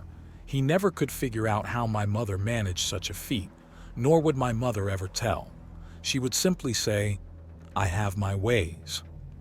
Sorrow quickly dashed what little joy the memory brought back. No, my mother had read the letter. What was before me was both guilt and sorrow. My father had always been regarded as honest. A common joke was to say that all politicians are lying, scheming scumbags or Jim. I guess interacting with so many liars develops a great ability to sense lies. With the ability to spot lies comes the ability to tell good lies. If I hadn't seen my father's eyes as I killed the light behind them, I too would have believed his letter. I know that if my father's letter rung true, his eyes would have been filled with relief at a burden being lifted. No, the eyes that I forever shut held grim determination. The knowledge that his life would end, but his task would be finished. I knew what I had to say. I didn't like it, but my mother was going to follow my father soon if I shied away now. I stare her in the eyes, seeing her final eyes recognizing my presence. "I killed him, Mom." 2 things happened at nearly the same time just then. 1. The TV that I just noticed was on sprang to life and commotion as a reporter announced, "The Commonwealth is shaken to the core today as the human ambassador was found dead in his office from an apparent suicide." The human delegation states that despite the tragedy, they do not want to delay the entrance ceremony. The ambassador's assistant is quoted as saying, "The ambassador was adamantly clear that his death doesn't reflect anything upon his dealings with the Commonwealth, and that securing peace in the galaxy should take priority." Before the announcer can even continue the current story, she reaches for her earpiece. I'm sorry, folks, but this is unprecedented. But numerous sources are reporting that the last 9 months of council time has been frivolously wasted by the Hyrox councilman, Crang, in a vendetta to avenge his lover, lost in the Battle of Gateway. The Hyrox royal mother has already issued an outraged indignation aimed at Crang, stating that the betrayal of trust this represents is abhorrent. My judgment will be withheld until a full investigation is carried out, but that even rumors of such actions exist do not bode well for my son-in-law. 2. A banshee that used to be my mother charged me. Chapter 16. "Affair?" The Admiral's confused exclamation hung in the air. Colonel Abbas nodded as he began the explanation. "It has everything to do with Hydroxian society. They have a government very similar to pre-stellar Britain." "A constitutional monarchy?" Admiral Akutagawa quizzically stated. "Yep. It's been around for about 100 years, and things have been rocky ever since. The situation is tenuous enough that about 25 years ago, 5 years before we made our appearance on the galactic stage, they were on the verge of a civil war. The populace had grown tired of the corrupt government and actually wanted a return to a full monarchy." "The Hydroxians were close to a civil war? They have always seemed so united." Colonel Abbas nodded as he continued. "That unity is entirely due to the actions of Crang. He campaigned on a platform of transparent government. It probably was a bunch of horsewash. His ability to woo the Hydroxian princess in what became one of Hydrox's most famous love stories wasn't. His election as prime minister was guaranteed. I still don't quite see how that gets us to why this affair and abuse of power will be the start of our vengeance. Admiral Akutagawa narrowed her eyes almost as if to bore through abyss to get at the answer. I'm getting there. I'll explain the power abuse first. You see, by itself you would be right. It would be nothing, but it seems the Hydroxian people are starting to wake up to the notion that their prime minister is married to the princess. Since Hydroxian society is very patriarchal, this has essentially concentrated nearly 75% of all wealth into the hands of a single man. This has made them very sensitive to any actions Crang takes. The other point is that marriage is a big deal in Hydroxian society. A big, big deal. Commoners convicted of adultery are executed straight up. No waiting on a death row, nothing. I know they won't do that to Crang since he is technically royalty, but he will be utterly and totally disgraced and discarded. If he gets convicted, yay, see about that? Colonel Abbas's voice trailed off. His cybersecurity wouldn't be impressive to a 3-year-old. The incorporeal form of Abbas's Alma appeared before the two humans. Colonel Abbas, if you think I don't know what the standard issue Alma is supposed to look like, I am going to have you cleaning latrines for underestimating me. Oh, come on now, Admiral, you know that you aren't going to punish him, not after you see all the wonderful evidence I have. The Alma's smile showing a youthful confidence. I'll be the judge of that girl. Akutagawa's near rage making even the digital hair of Abbas Alma stand up. Voila, the Alma said, as the holographic video of Crang and not his wife doing things that Brazier wished it could get some of its actors to do appeared before them. My mother closed the distance between us unbelievably fast. It took everything I had to stand still. I deserved this. Just as her first fist was about to land, it fell ineffectually onto my chest. Her second hand soon followed, and then her head. I began to feel a strange sensation. I realized what it was. My mother was weeping. You think I don't understand what happened, what he had you do? She muttered between sobs, sobs that quickly subsided as a somber expression overtook her. If you killed him because of anything but a request, that letter would not have been written. No, someone wanted your father dead and he couldn't let it officially be known as a murder. I just stared down at her. My mother had to be psychic. How did she know so much? Don't worry, your mother isn't a seer. Your father and I do talk. He had already mentioned he had taken some precautions for a similar scenario. I guess he wasn't prepared to know. Her sentence ending in wails. These would last. We fell to the floor together, tears slowly welling up in my eyes. We sat there for who knows how long, just crying away the night. So all we have to do is release the evidence to every major news network, blog poster, and journalist in the Commonwealth, and that's it? Admiral Akutagawa's predatory smile having replaced all other emotions. She was like a shark tasting blood. Nothing else mattered, but she wanted more. This wasn't going to be enough. Of course not. I want to see real blood just as much as you, ma'am, Colonel Abbas emphatically stated. No, like I said, he will be vanished, I guess is a good description. He will become nameless, faceless, but most of all, defenseless. That is when we find him, making him just another missing homeless person. Admiral Akutagawa's grin, which couldn't be bigger, somehow grew even more.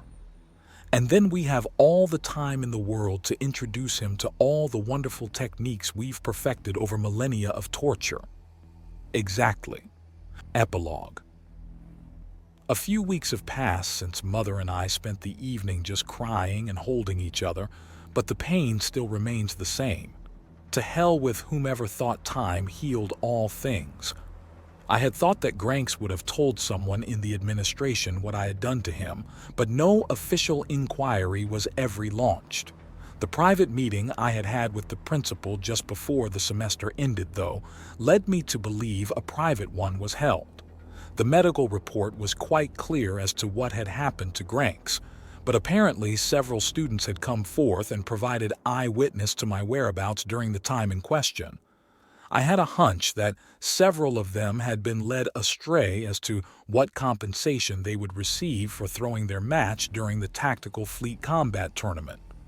The principal proposed an arrangement that we both were satisfied with. I get to graduate a year early, owing to my incredible innovation during said combat tournament, and she gets me out of her academy before I actually kill someone.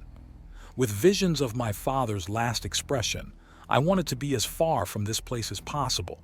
Fuck, I'd have even accepted an expulsion. Mom actually smiled when I told her I was graduating. It was a good look for her, one she hadn't had for too long. I was worried she'd slip into a deep depression and had spent most of my time in a valiant but fruitless effort of cheering her up. We began the packing. Crang slid down the wall of the alley, the parcel he had retrieved from the dead drop cradled in his hands. It had finally arrived. He had lost everything. He was even beginning to lose his teeth. Hobo diets don't do wonders for dental health. None of that mattered because now at last his revenge would be complete. He reverently unpacked the data disk and player, thankful that he had included a demand of video confirmation from the hired assassin, and arranged for such a secluded and secretive drop setup. Somehow that mongoloid had spun his death into a suicide. What fucking terrible luck that the sun would come by when he did. To make things even worse, somehow the video of him and his beloved had leaked out. He had been guaranteed of the security of the folder and how unhackable it was, but his plummet had been so complete that he wouldn't ever be able to make the guarantor pay. Shaking the useless thoughts from his head, he turned his attention to the disc player before him and would indulge himself in seeing the human die before releasing the video onto the net. It would be the spark that would send the galaxy into war. Crang no longer cared whether the Commonwealth or humanity would win. After all he had done for the Commonwealth, he had been discarded over something as petty as infidelity. He always had hated how frivolously religious Hydroxians were, but he hadn't expected the tremendous backlash the sex tape had made. This assassination video would be a double-bladed revenge, one against the slayers of his beloved, the other against those who had abandoned him. The galaxy-spanning war he was about to launch would see billions, no, trillions dead and the victor left a tattered husk. A small cackle escaped Crang's lips as he pressed play. The sight presented to him was not what he expected. Error 404. What the fuck did error 404 mean? An exasperated shout of, "What is the meaning of this?" echoed down the abandoned alley. Now, we can't have you releasing that video, can we? A mocking, disembodied feminine voice responded. I really must say Hydroxians, hell, the Commonwealth in general, have a very poor idea of what cybersecurity is. I mean, maybe if all your hackers were existentially challenged virgin teenagers, the security would be adequate, but for an Alma, you might as well have laid out a welcome mat. As the last sentence was stated, an armor-clad figure materialized before Crang. No, not fully armored. A human face greeted him as the figure knelt before Crang to see face to face. You've been a tricky man to track down, Ambassador. The human's disdain physically embodied by the spittle that the final word produced. Ho, W, was all that Crang could stammer out. My Alma's already told you. One of your systems had my passcodus as a password. Fuck, son. That's elementary school. The human leaned closer in. Now be a good boy and go to sleep. I have such grand plans for you, my friend. The unholy mixture of madness and rage within the last sentence was only made more terrifying by the cold yet vicious expression worn by the person saying it. Crang's thoughts ended as he felt a sharp prick on his arm and his world went dark. Mom and I had almost finished up all of the packing when there was a knock on the door. As I opened it, I had to jump out of the way as Colonel Abbas burst through the doorway, pushing some kind of crate into the room. He quickly turned around and closed the door. By this time, Mom had come into the room to see what all the commotion was about. "What's this?" Her tone having gone from Eeyore to Happy Eeyore in the last few days. Wordlessly, Colonel Abbas opened the crate, revealing a pile of flesh. A pile of flesh that rolled out of the crate and onto the floor. Realization and horror struck me at the same time. That's Crang, isn't it? The Colonel's silence providing all the response I would need. He walked past me and up to my mother and offered a salute. "Ma'am, I present to you the man responsible for your husband's death. Myself and the Admiral have taken our pound of flesh and decided that you deserved a piece yourself." Looking at the near corpse before us, I didn't think that had been a metaphorical statement by the Colonel. My mother knelt before the mass that used to be Crang and brought his head within millimeters of her face, a snarl appearing. "He's not a threat to anyone or anything." "No, ma'am. He's now as harmless as a puppy." "Good. Let him go. Let him live the rest of his miserable life knowing I could have ended his misery. I could have made the pain go away, all for some short-sighted concept of revenge. Oh no, Colonel. I don't want my pound of flesh. I want him to truly suffer. I want him to slowly wither away.